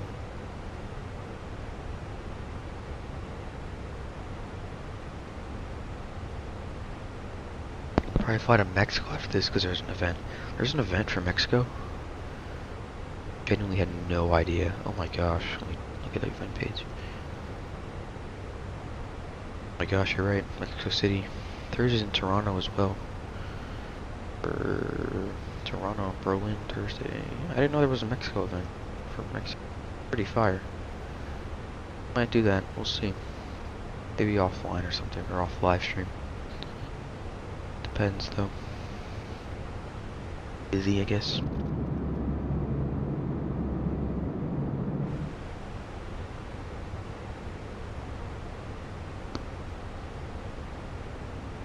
They're constrained at blunt. Oh, that's what I thought.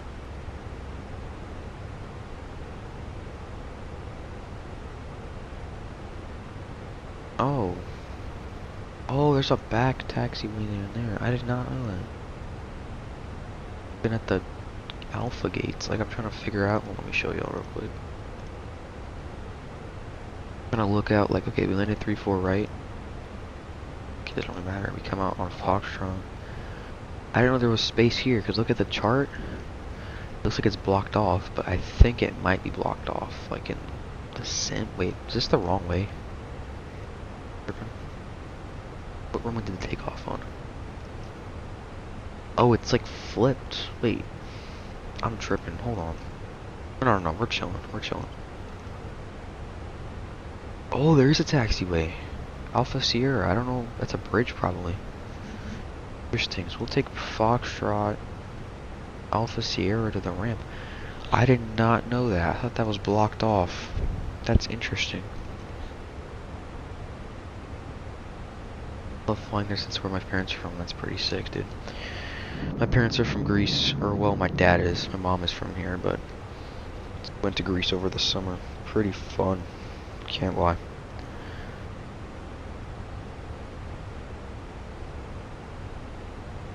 I went to Mexico City once. I think the video's on my channel. The short, bro. Man, what a bad landing. Gotta be one of my worst landings of all time. I can't even lie. Definitely up there.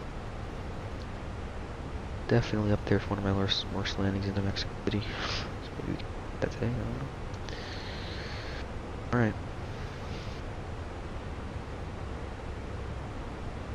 Almost ready for descent here. About 120 miles. Should be good. Doesn't tell me a distance. Over here we have 48, 10 miles, 22 miles, straight at ski. Like 80 miles till we can get down to 200 or whatever it is. It isn't bad, but it could be worse.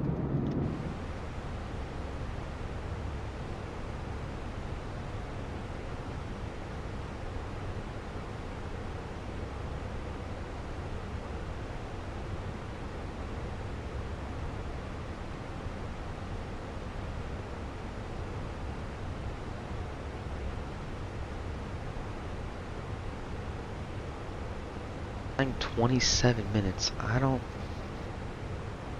know about that. 36, 56 plus. Yeah, not bad. Pretty close. Depends if we do any holding patterns, which I doubt we're gonna have to do. But you never know. It's Vatsim. Clouds are pretty high today. 390, 380. Crazy. Setting the minimums for Mexico sucks on the Boeing. Oh my gosh. It's like, yeah, because it's so elevated and it's like 5, yeah, 75, 61. 5 right. Over the city, right? I think. Yeah, Mexico City Barrow. Actually, I'm gonna go check this right now.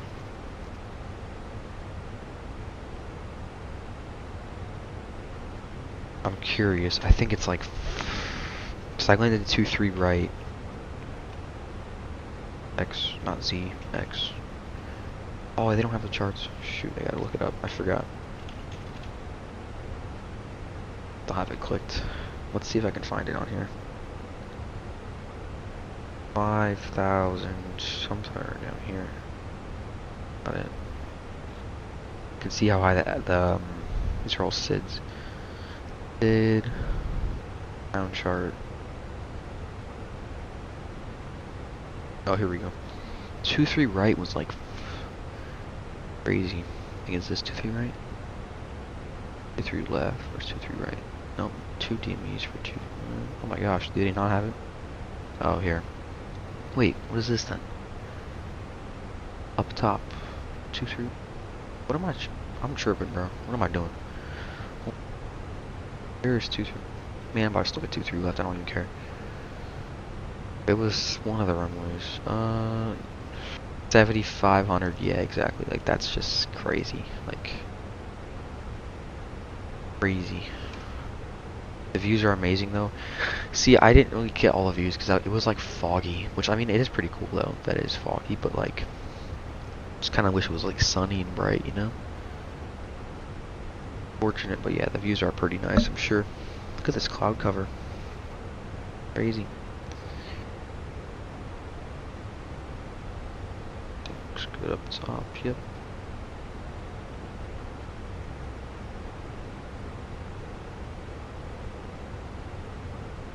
Oh my gosh, what is this? Salt Lake City to Boston. Holy, look at this. Oh, I think, you know who's streaming today? I think Owls is.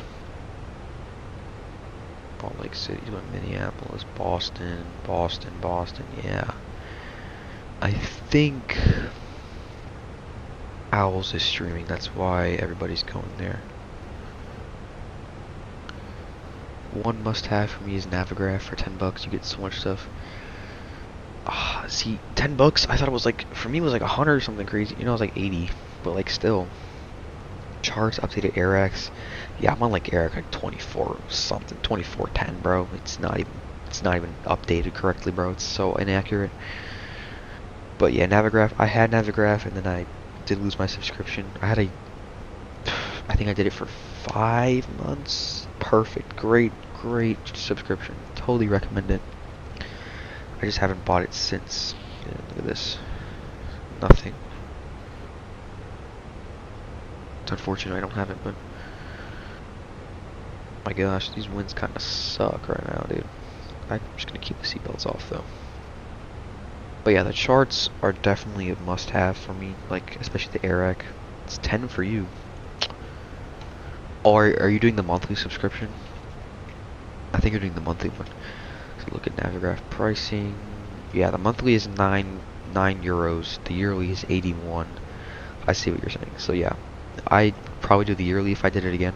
I probably am gonna do the yearly soon, which would be great because then I could just don't have to look at ChartFox on Google. I can just click Navigraph and have all the charts there. You know what I'm saying? So that'd be great. Hopefully I get that soon. Yeah, you do monthly. Yeah, okay, that's what I was thinking. Like $10 for Navigraph yearly would be insane, dude. I'd be doing that in a heartbeat every day of the week. But unfortunately, I wish it's not. But pretty crazy. Squawking still good. Put the PA on in case they answer the send call.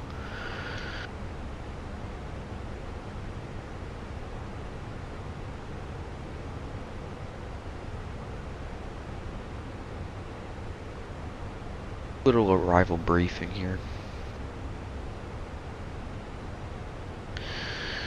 Alright, let's go ahead and look at our landing and performance page here. So we're going to be landing at flaps 3 arrival. Low auto brake. Let's go and refresh this, make sure it's updated. Good. So low auto brake, flaps 3 arrival, or flaps 3 landing. The weather at Denver, if I can press the Phoenix app, thank you, is 040 at 22. The winds are going to suck. Good visibility, few at 4,500, scattered at 9,000, broken at 15,000, temperature 18.2.12, altimeter 3003. All that good stuff. Our alternate, BFF.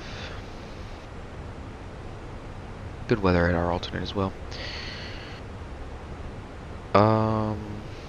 Fuel for extra holding. I don't think we're gonna have to hold anything. There's no real threats. I would assume maybe there's a weather problem down with the clouds or something. I'm not really sure, but we should be good for that. Routing and constraints. Let's go ahead and look at that while we're here and at it. Denver. Planning on buying the 777-200, but I'm not sure if it's worth it. I've heard mixed stuff about it. I don't really know what to think about that. I think 777-300 is definitely better. But yeah. Anyways, look at our arrival here. Bump, the snowy bowl, a basin at or above flight level 270 to K2, to ski 220 to 200, and we do a little hold of heading inbound course of heading 237. Anything else we need to look at here? Look at our next one. Throw from ski to big D, bag D. I don't even know. Whatever, sounds wrong. 210 to 17,000 at 250 knots sent to direct Crag. 13,000, 210 knots mandatory. Gnarly above 12,000. Teller at 11,000, 210 knots. 11,000 is really like 4,000 if you really think about it. Teller, be happy, go to be free. From be free, we take the ILS in. All the way, localizer 111.1 with the MSA Denver 25 nautical miles. Go and get that in as well here. The Denver VOR. Oh, this one. 25-mile radius. Yep, perfect. Our missed approach phase, we climbed to 5,800, then a left turn to 10,000, heading 270 for the Vortac, radio 306 to the Hygiene. FKO 38 DME radar hold. It's probably already in there, I'm assuming. Capture our glide slope at 10,000 feet. Our minimums we said 55, 54. That's good stuff there. Let's go to our arrival, our airport diagram. Landing 3-4 right, hopefully vacating around Foxtrot 9, taking in Foxtrot, Alpha Sierra. So the ramp going to be going like right here, I believe is where it is. Those are our charts for today. Nav frequency should be in as well. 111.1, heading 353, slope of -3 degrees. Dimensions for our runway, we have, not going to screen share again, 12,000 feet by 150, perfect amount of runway. Plenty of space, definitely go for butter, definitely, we'll see though. And, cool. Service condition is dry. Riding and parking went over. Weather avoidance, no real weather. Terrain clearance could be a possible issue. And then failures management, we're just going to, you know, hopefully go around. We'll figure it out when we get there. That's our arrival briefing. Any questions? Anybody? Any questions? Auto brake's low, by the way, if I didn't say that already. Planning on the 777-200 this week. I'm not sure if it's worth it. I think I said that, but I read that. But yeah, 777-200. Not sure what to think about that. I remember over spring break, I did like 2 18-hour flights in long haul with the Fly-by-Wire 380. It's kind of off topic of the 777, but you know, whatever. Oh shoot, top of the sun is close. Shoot. Yeah, okay, we're gonna go ahead and descend now to 200. We're a little ahead of it, but you know, it's better to be ahead than behind, and we have to catch up with like fast speed and all this good stuff. So descend 200. Weather might be pretty shaky. It was already shaky at cruise. We'll go and get the seatbelts on. Get that stuff ready.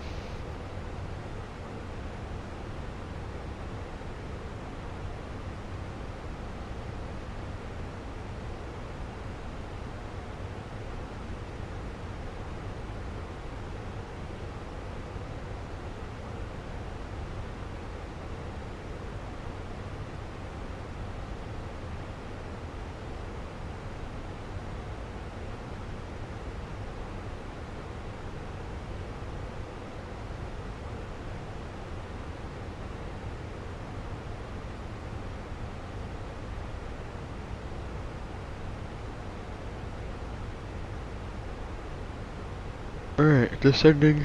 We're a little ahead of the glide path, or the descent path, but it's alright. We're gonna get there eventually. Doesn't really say when, but let's see if we go in plan mode. Going to like 20. Gonna hit this. I need to put constraints on. Probably gotta do that first, then we can see maybe. speed it wants to show it. I think we're just gonna completely never descend down to our approach fix. Oh well.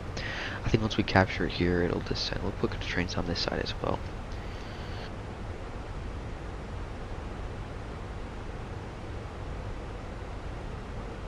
I open Microsoft Store. Set auto brakes low now. That's fine, I guess. Update this. Nothing crazy. Alright. All this is armed. Flight level 200 armed. We're gonna capture our descent path right here. Just before K2.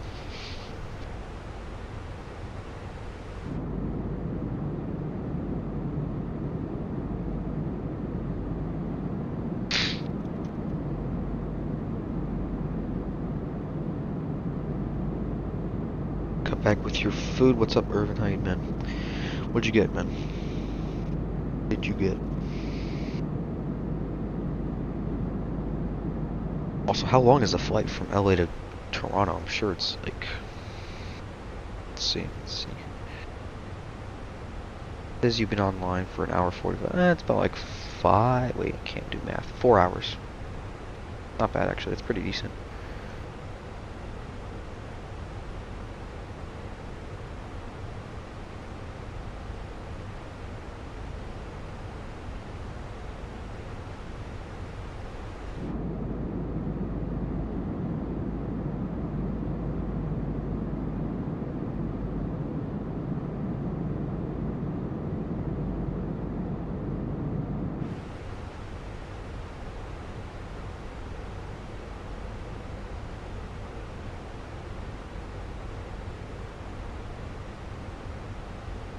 Got Wendy's, they got some deal on DoorDash, bro. I'm jealous, bro. Choose a fly the Dreamliner since it'll be faster than the 737. Yeah, Dreamliner is probably way faster. Are you using the Horizon Simulations one? Or like the Bravo Aerospace? Are you 789 or 788? 789, I think it was, right? Yeah, 789. You're probably in the Horizon, I would assume. Which isn't a bad aircraft, actually. I like that one. Why is my screen so glitchy here? I don't like that. Oh, we're gonna capture it. It's cutting it. We're in the range though for Big D. So we should be decent for that, I guess. And then, yeah.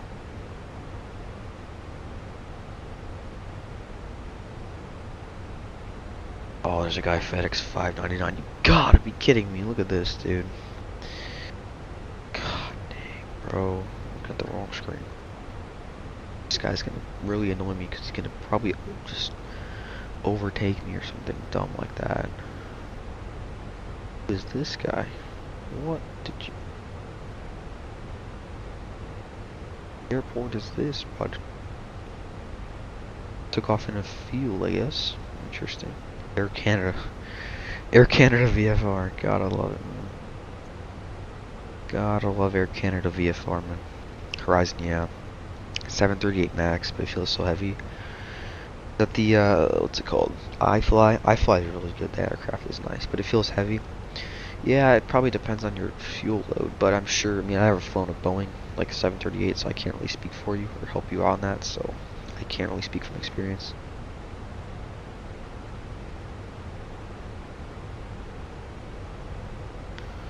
Hopefully Midway Tower stays on. I do want to do some observing. That'd be pretty sick.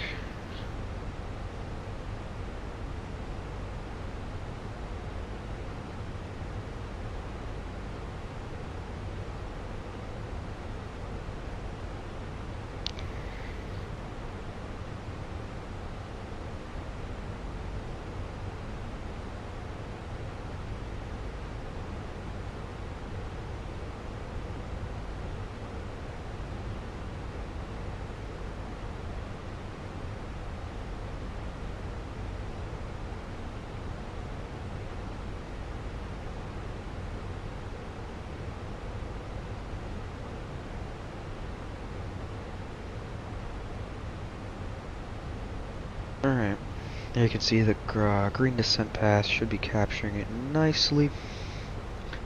After that we'll go down to 13,000. Losing my voice. Oof. That sucks. I'm losing my voice. Ouch. Darn. Darn, darn, darn. That sucks. Actually, that really stinks, dude. I can, like, feel it. Feels heavier than the 7.3 NG I used to on the same route. Yeah, it's heavy. Yeah, it depends. I don't really know. Again, I don't really know aircraft, or I mean Boeing that well. Sorry, I don't really know Boeing that well, so I can't really tell you how it feels. Maybe it's like a settings issue. Maybe like a profile set for the Max with different settings on your side stick or something. I'm not really sure, but most likely that. I mean, I can't really speak for you, so that below it is, yeah. To 4.3 performance. Flaps, I do have to set that up top here. Where's flaps 3? Set that on. Beautiful. Beautiful. UT fall.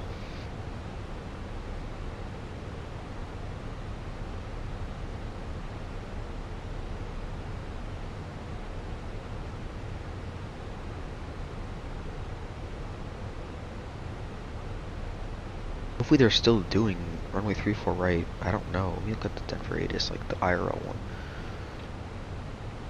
ATIS, KDEN, FA, digital ATIS.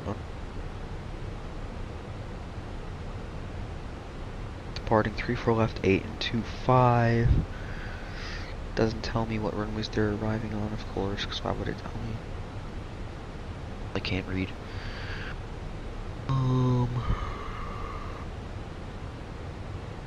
35 left closed. 17 right closed. That's 35 left. Isn't it 35 left? Am I tripping? 17 left is. Oh, that's 16 left. I forgot they do like O'Hare where they have like different, like the same heading, but it's just different runways. Darn. Okay. Still no ATC into Denver. That makes me kind of mad. Sorry guys, I was really hoping we get ATC today. Kind of sucks, but it's good Unicom chats, I guess.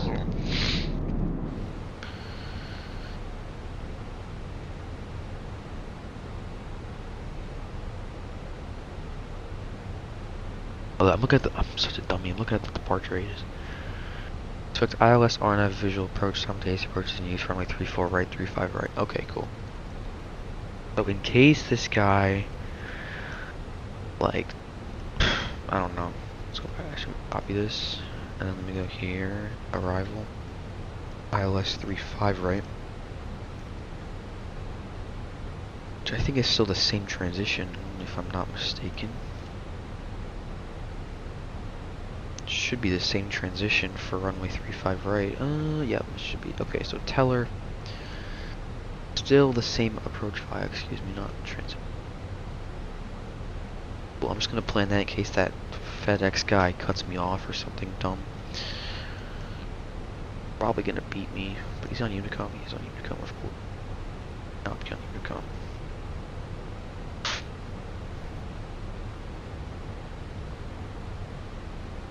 Flying into some clouds, I might go anti-ice, I'm not gonna lie. Because we have broken at 4,500, which is definitely, few have broken 4,400, scattered 9,000, broken 1,500. So yeah, it's definitely moisture. Then here all the temperature is 18, so maybe we'll just go anti-ice when we get closer to the clouds here, because we're probably gonna fly like down through this little hole here.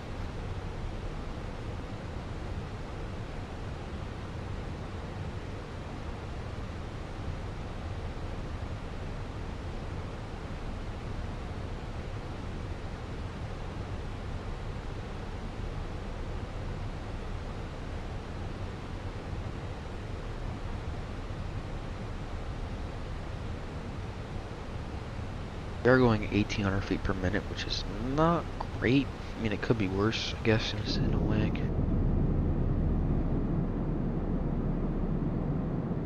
I don't know, the filters are... Oh, is that a rainbow? It's fire. I think it rained over here then, probably. I had to guess, I don't really know.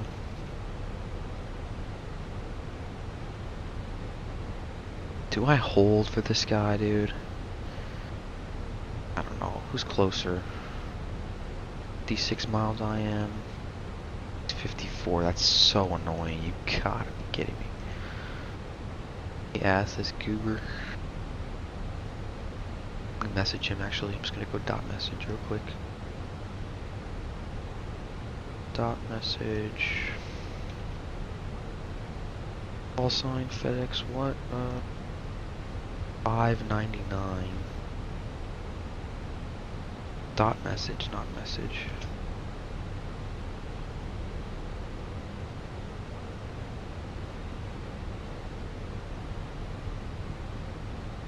I'll take 3.5 right if you want to.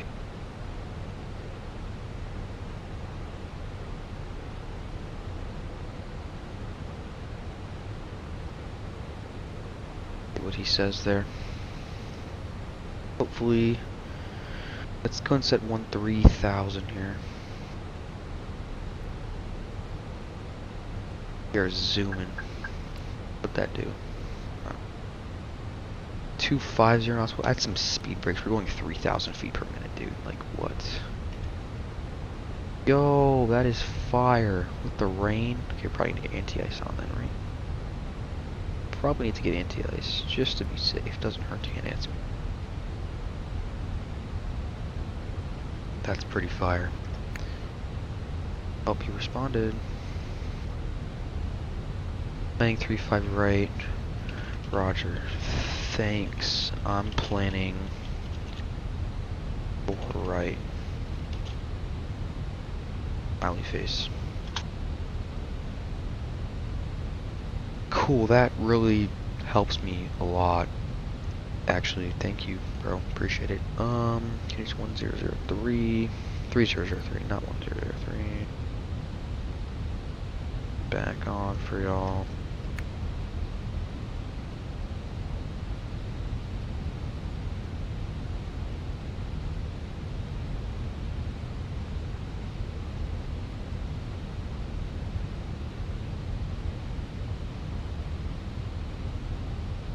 Gotta go standard.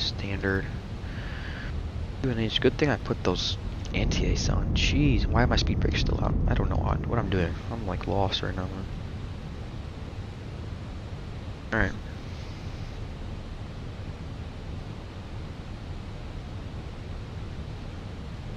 Terrain, you should probably get terrain on, right? Pulling to Denver. What am I thinking? But we're gonna hit it right on the money there at Crag, and then we're gonna plan the ILS. Hopefully, it stayed in beautiful. It did. Get activate approach phase ready as well.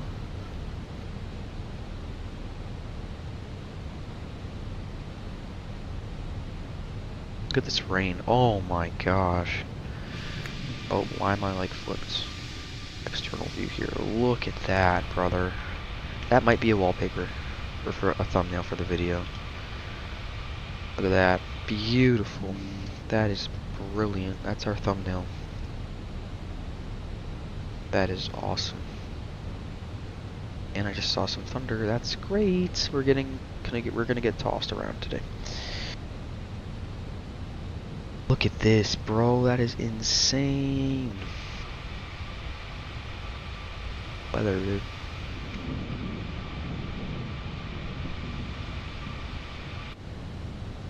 We're gonna fly straight through it. That's awesome.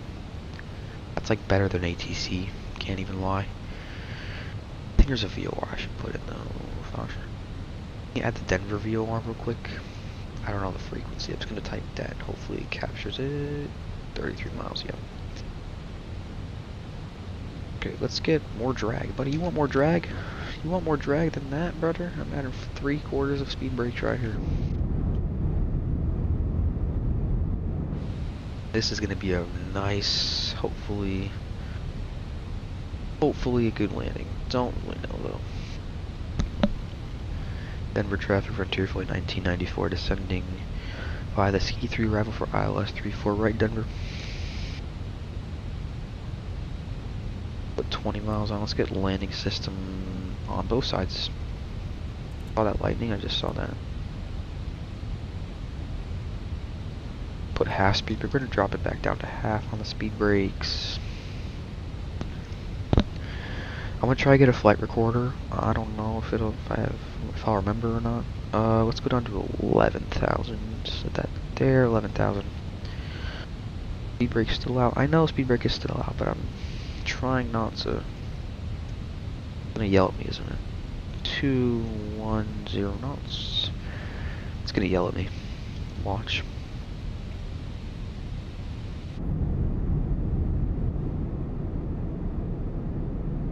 This has gotta be top 5 favorite approaches of 2025. Can't even lie. Look at this. Yeah, let's go 1/4 speed brake, and then we'll go full clean speed brake on there. Beautiful. That guy's planning 3.5 right. That is awesome. That really helps me out a lot because I don't have to replan my whole approach. And descend. Go. Descend. Go. 12,000. Why is there a thing at 12,000?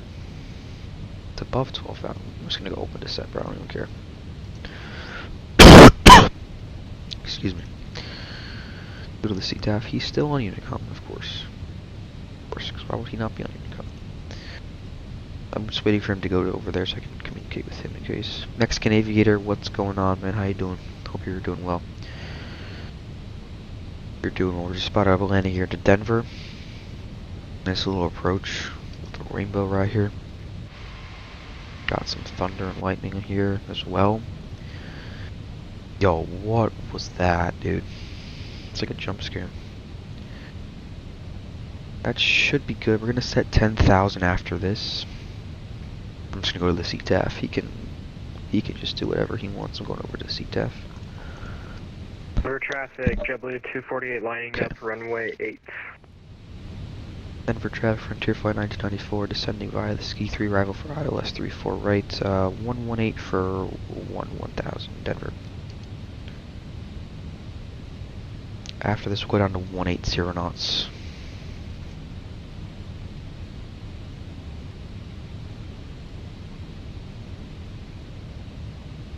Lap 3 is on. Hopefully approach phase is activated. I think it is, yeah. 140. And we'll go ahead and set 10, not 100, 10,000. But then our go around altitude we said was, hopefully it's 5,800. I'm just gonna set 10,000 because I don't really want to do all that. Traffic FedEx 599 is about 10 miles to the northeast of the field. We're planning on the RNAV Zulu for runway 35 right, Denver traffic. Denver traffic, Frontier Flight 1994, approaching the ILS for runway 34 right, Denver. Let's get approach mode on. I completely butchered that. I don't even know what I was saying. I was trying to say like establishing or turning final. I'm trying to say turning final for the ILS, but I just couldn't get it out. Alright, here we go. Storm the approach. Why is it at 10,500? Don't know. Oh, there we go. Hopefully we have a visual. I think it's over there somewhere. Yeah, you can kind of see it. My terrain level detail is not great. Green dot speed, we'll go flaps. Oh no. Oh, that lightning off there to the left. To my right, whatever that is. I'll get terrain off. I can't even see like the thing. I'll put it on this side.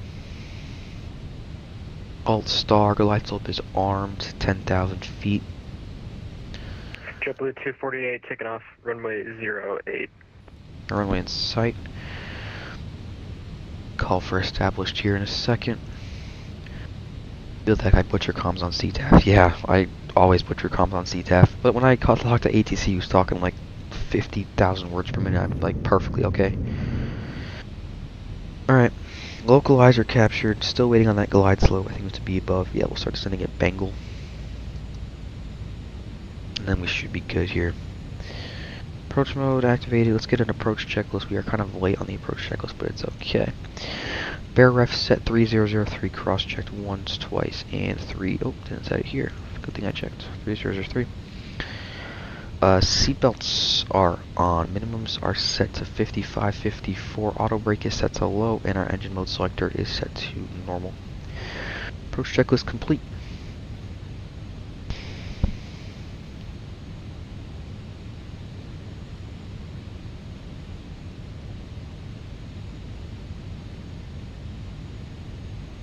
Planning the RNAV, JetBlue's taking off, okay.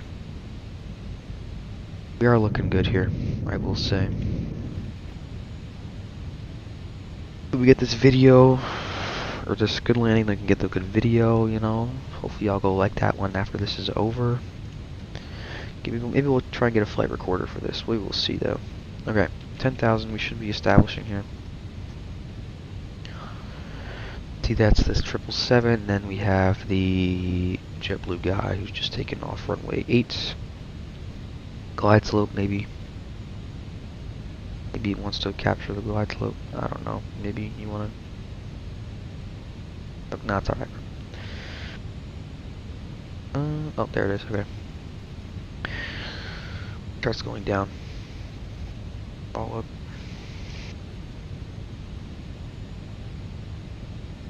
Glide slope captured. Denver traffic, Frontier Flight 1994 established on the ILS runway 34 right, 17 miles out.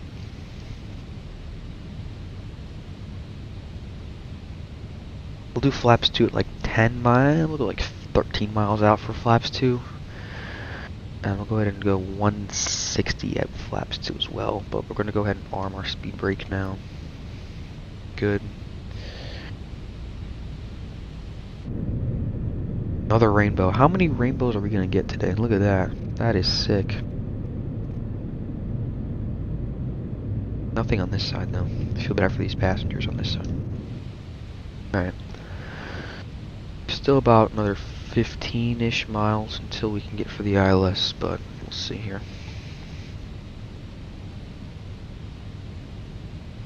$13 miles will go flaps 2, and we'll set to 160 until 40. Yeah, we'll like 60 me. This we have time to be configured for our approach speed of 140 with our landing speed of 135. Oh, I never got my landing lights on. Whoopsies. Never did that. Completely forgot about my landing lights. Alright, that's alright. Whatever. 12 miles. Let's go ahead and set flaps 2. Ooh, with the rainbow, that's fire. Flaps 2 set. We'll go 160 till 6. Denver traffic, Frontier Flight 1994, 160 till 6. See me.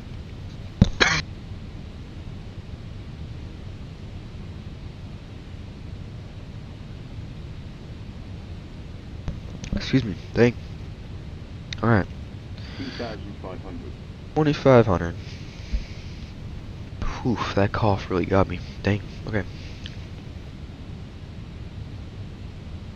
Bring it down to 10. Bring it down to 10 here.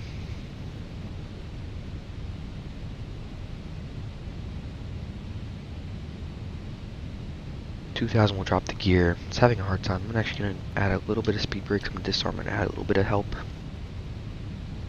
2,000 drop the gear. Let's go ahead and get runway turnoffs, takeoff lights on here as well. And we'll go ahead and ding the cabin as well. 160 till we said 6 on frequency, but you know, good to be configured. Nice. Now we go down to 140.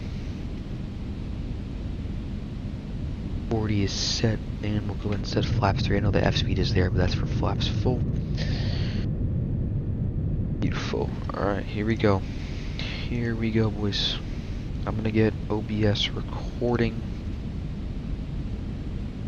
Cabin crew must now be seated for landing. Thank you. On our spoilers, cabin crew is Hi, Captain. The cabin is now secure for landing. ready. Thank you. Trying to land this plane though. Unfortunately, I can't really help you. Alright, 6 mile final. Still kind of high. I don't know if that's just me. Ready for this butter, buddy. Do not get your hopes up is what I'm trying to say. It's gonna be a slammer. Do I tell you? It's gonna be a slammer. Don't even try to think it's gonna be decent, because it's not at all. Denver traffic, Frontier Flight 1994, short final, runway 34, right Denver. Here we go, boys.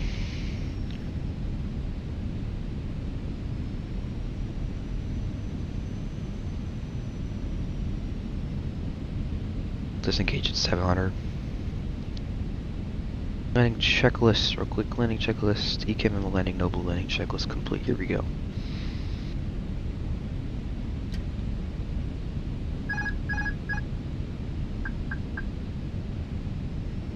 A little low. Let's try and get that back. 500. This rudder I have to put in. Crazy. A little off, a little low. It's alright. 2 whites, 2 reds though. Now I'm high. See, I just flattened out. I don't know. Whoa, look at this. Yeah, crosswind from the left, from right to left. Not great. 100 above. Now we're a little to the right. Oh my gosh, I'm all over the place. Minimum. Continue. 200.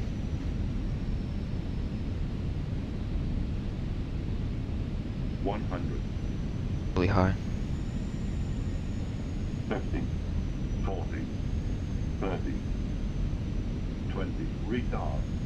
Retard drive. Dang! Oh my gosh. Get that center line. I told you it wasn't going to be butter. Alright. Spoilers. Green reversers. Green decel. Oh my goodness, that may have been top 5 worst landings of 2025.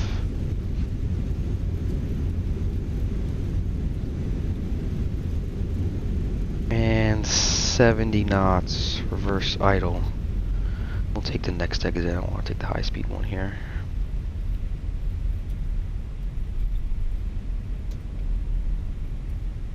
Golly, man. Chronos can go off. That was a terrible landing. Yeah, I don't want to hear your voice after that. Goodbye. Okay. Wow. That was rough. Let y'all down there. I'm unfortunately sorry. Dang. Alright, we'll vacate to the right. Right here. Denver traffic frontier flight 1994 vacated runway 34 right. Golly, that was a terrible landing. Gotta stop the recording. I'm just gonna stop here for a second. I gotta get configured. Nice wind. Something I do is maintain kind of below the glide so I don't end up being too high over the threshold. Yeah, I usually end up high and I don't really capture it after. Get landing lights go off, taxi lights on, APU can get started here. Anti-ice can go off here. Let's get predictive wind shear. Probably would have been useful actually if we, you know, get flaps 3 off.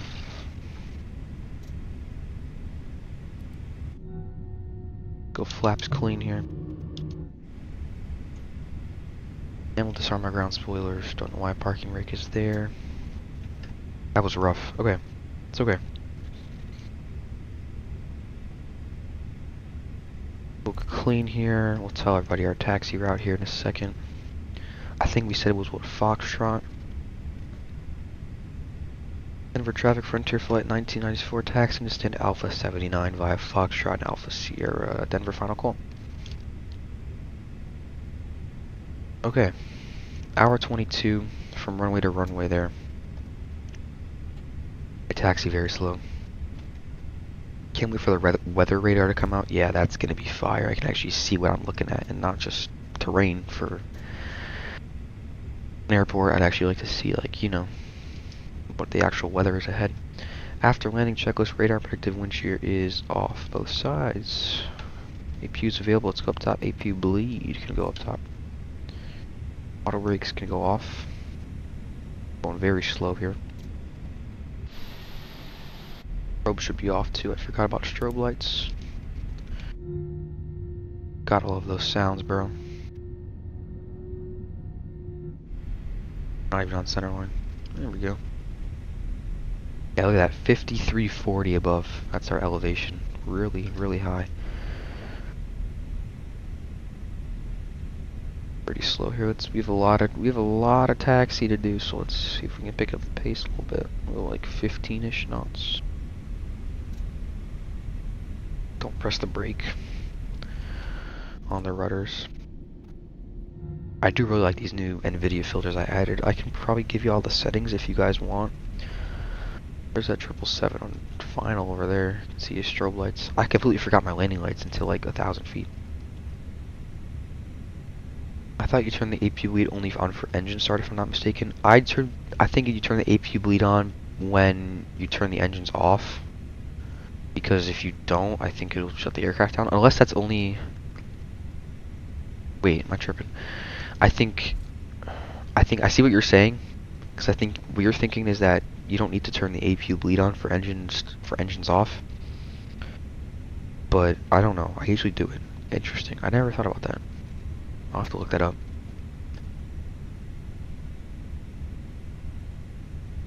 Okay. Well, that was pretty interesting landing. I did not know about the APU bleed thing. I'll have to look that up. 7 on approach. 3-5 right. Buddy, 3-5 right is like all the way. Oh, it's over there. Okay, I guess he's over. Yeah. He looks like he's setting up for 3-4 right though. This is not me. Oh, interesting. Turn these off. Let's. Oh, that's the United. Okay, that's the United guy. Yeah. 777 actually just landed somewhere over there. Somewhere over there. This is another United from Houston, actually. Go and set landing system, flight directors, do less stuff now, so we don't have to do it at the gate. Nice, nice. Thought the AP gives the aircraft power when engines are off automatically. That I did not know. I don't know if it matters if you do AP bleed. I think with your thinking there, I don't think it matters if you do AP bleed, but I just do it just to be sure. But I'm sure if you do if you're doing it like the master switch and then you press start and then you just leave it, I'm sure it's fine. But and obviously when you're at the gate, you can do ground power.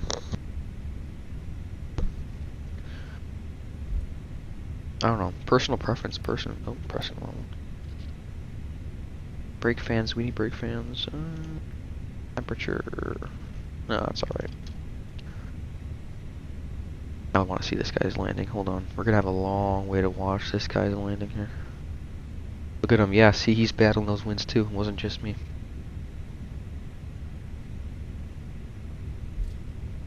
Go around, buddy. Just go around. Yep. No way he's trying this. There's no way. Oh my gosh. Look at that. His gear just came down, unless that was my V-pilot. Oh my goodness, my brother. Go around. There's no way. He flared at like 100 now. Come on. Butter it. Butter it. Oh. Welcome to Denver. What the f— Oh! Holy dude. What the heck? What? Nice landing. Oh my. What am I looking at? He's just stalling. What? What? 1720 heavy radio check, please. 5x5. Thank you very much, sir. Oh my. Dude. What? Somebody please clip that. Oh my god. What am I looking at? He's just gone. That's gonna look— oh my— I was doing 4 knots. Yo, that's crazy. Oh my gosh. I'm putting full power— not full power, I'm lying. 50%, just bring it down. Oh. Dude, what am I looking at, dude? Someone please clip that. I don't know how I can clip it from here, but that's crazy. I'll show you on Vatsim radar. Hold on. I gotta click on this guy's tag. He's gonna go around. Yeah, he went around. Dang, dude. Holy schmoly. My brother. you might want to get off Vatsim for a bit. If that was a controlled airspace right now, if he was on Denver Center or Denver Approach, he is cooked. Golly, man.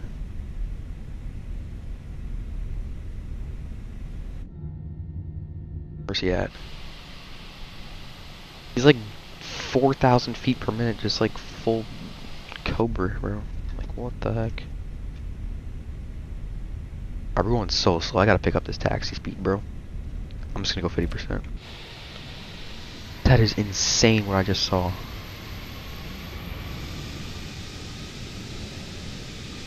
I don't even know what his go-around procedure is. What is he doing?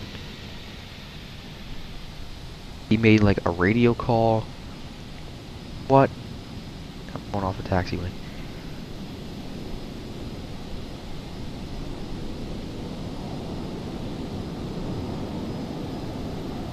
Oh my.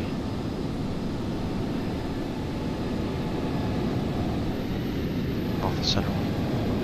What am I looking at, dude? Like, genuinely have no idea what I just saw. That has gotta be the craziest landing I've seen, not even experienced. Jeez, dude. Just disconnect, bro. It's over.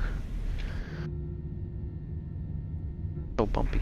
Denver traffic, United 1398 at Bravo 43, pushing straight back Denver. Golly, man. This just divot in the ground. Like, what are we doing?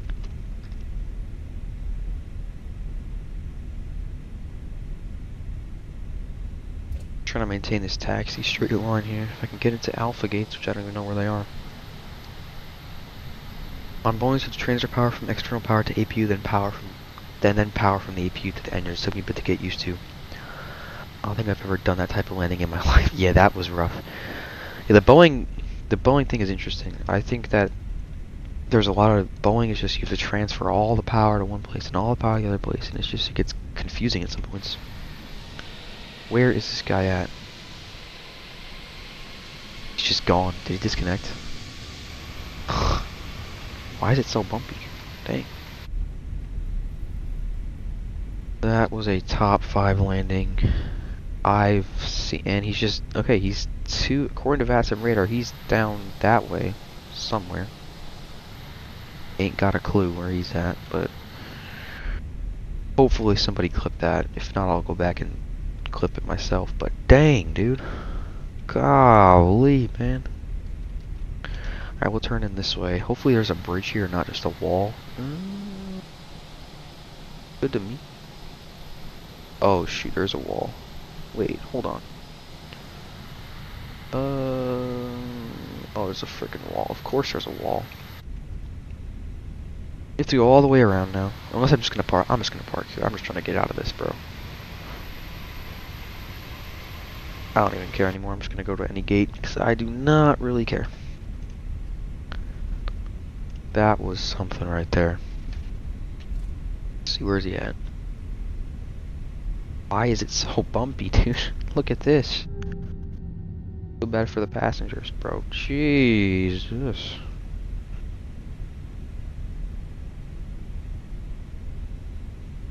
I don't know what my terrain is doing.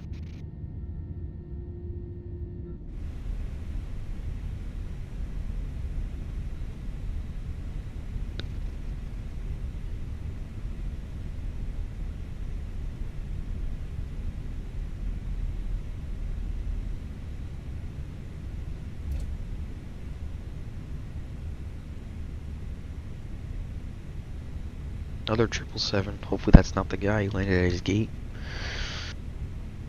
Yeah, we can't go through this, unfortunately. I thought it was a bridge, but guess I have to go all the way around, which I'm not doing, so I'm just gonna go to this gate right here. We'll go to this one. But right here.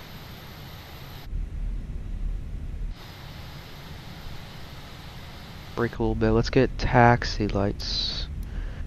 Kind of just lost all realism at the end there. That was insane. I've never seen something like that. I'm gonna get parked up here. Parking job is the most important part. I'm going like 40 knots. Hold on. Slower down. knots, 7 knots, 6 knots, 5, 4, 3. Just glide it in.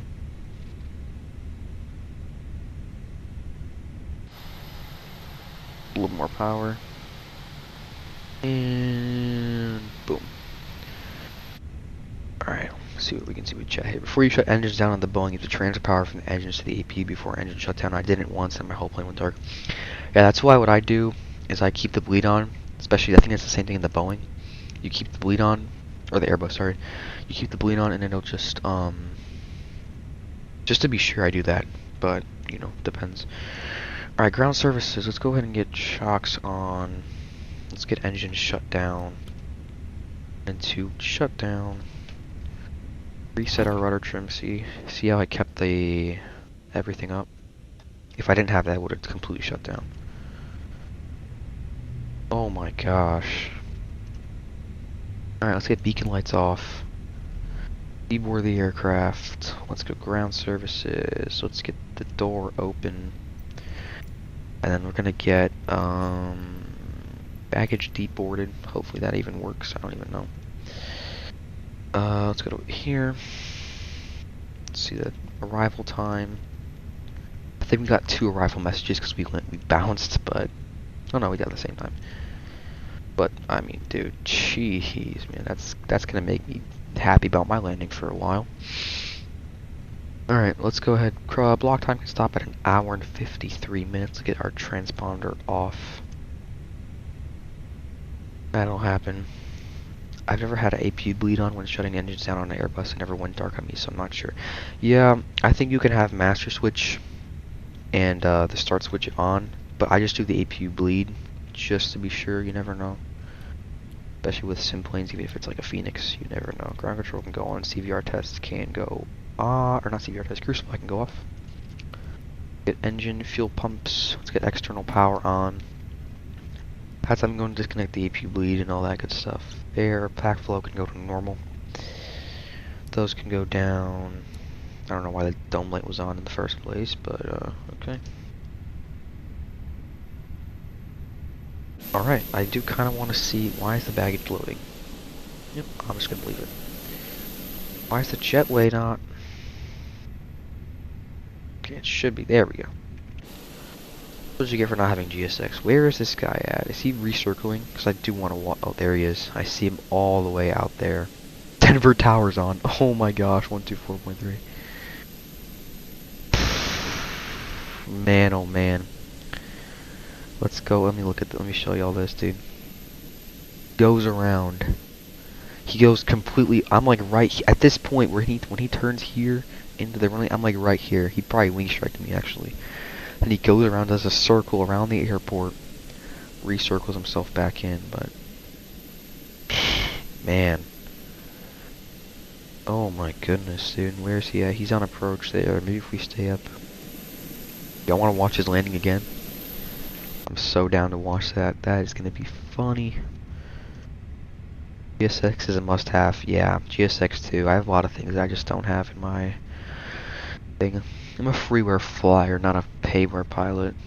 So, unfortunate. But I'm trying to get some stuff for y'all, hopefully. Let's go ahead and dim these screens down. Let's just assume it's the last flight of the day. We gotta just turn everything off. All these screens. Loudspeaker.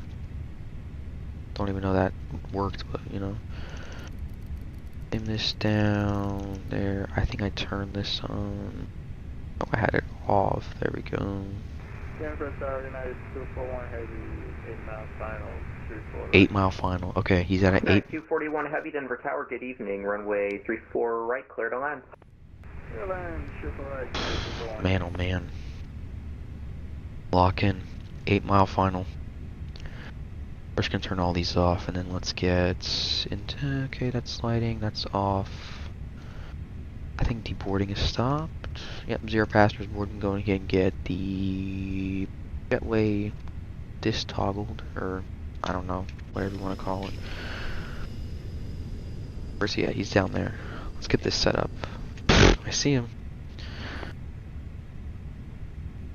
Right as he's landing. Only good thing about having a job at 16 is I can spend a whole paycheck on MSFS items. Yeah, I'm 16 as well, bro. I looking to get a summer job. I'm definitely looking at like grocery stores and stuff like that right now. But yeah, I have like plenty of money cash. I just don't want to. I can't spend it right now, unfortunately, on MSFS, which I would love to, but you know. All right, let's go watch this guy's landing. I don't even care about the plane anymore. He's kind of far out. He planned for 3-4, right? Okay, the runway's all the way out here. And that transmission was blocked. It wasn't blocked, just static. 250. Hopefully he lands in the touchdown zone, so we'll go like right here. All the way out there, dude.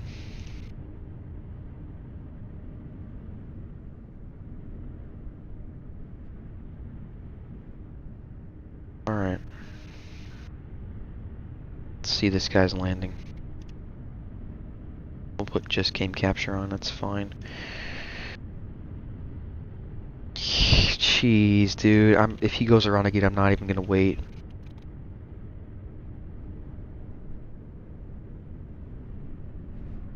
Let's go closer to him. Let's go like right here. Come on, kid. Butter it. Great going, man. Appreciate it, Shashank. There's a plane behind him, so 2 landings in a row. Yeah, we'll watch the other one as well. I think it's like a United A320 or something. I don't know. Here we go.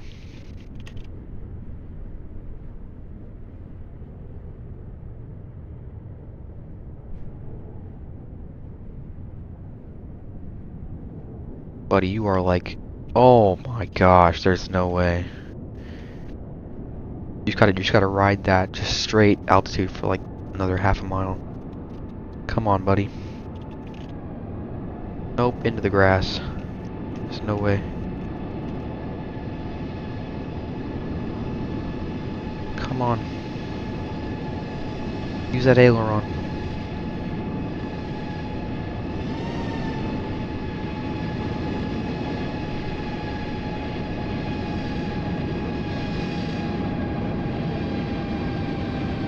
Oh, where's the flare? Don't. No way. There's no way. Not again, bro. Oh my god, his tail is in, his wing is in the ground. He just disconnected. Oh, dude, sorry about my bad filming, but dang, dude. Are the winds that bad? Dude, the winds on my approach, it was like 040 at 25, gusting 30. It was crazy. There's no way, dude. Oh, and ground came on, of course ground come on. Of course ground comes on. He went around, he just disconnected. Jeez, where's the other guy? Oh, the other guy disconnected too. I think. I don't see him. Wow. Oh, my plane just, okay. Just fully turn this off, dude. Batteries can go off, and then let's just turn this all the way down. I like to just turn everything off at this point. Okay, let's go on this side. Turn this off. That too. Brilliant. Are all the lights off? Everything looks good. Yep. Let's just turn like boom packs off, engine bleed. Anything that says off, I just turn off. So AP gen, access feed alternate, engine 2 pumps. Boom.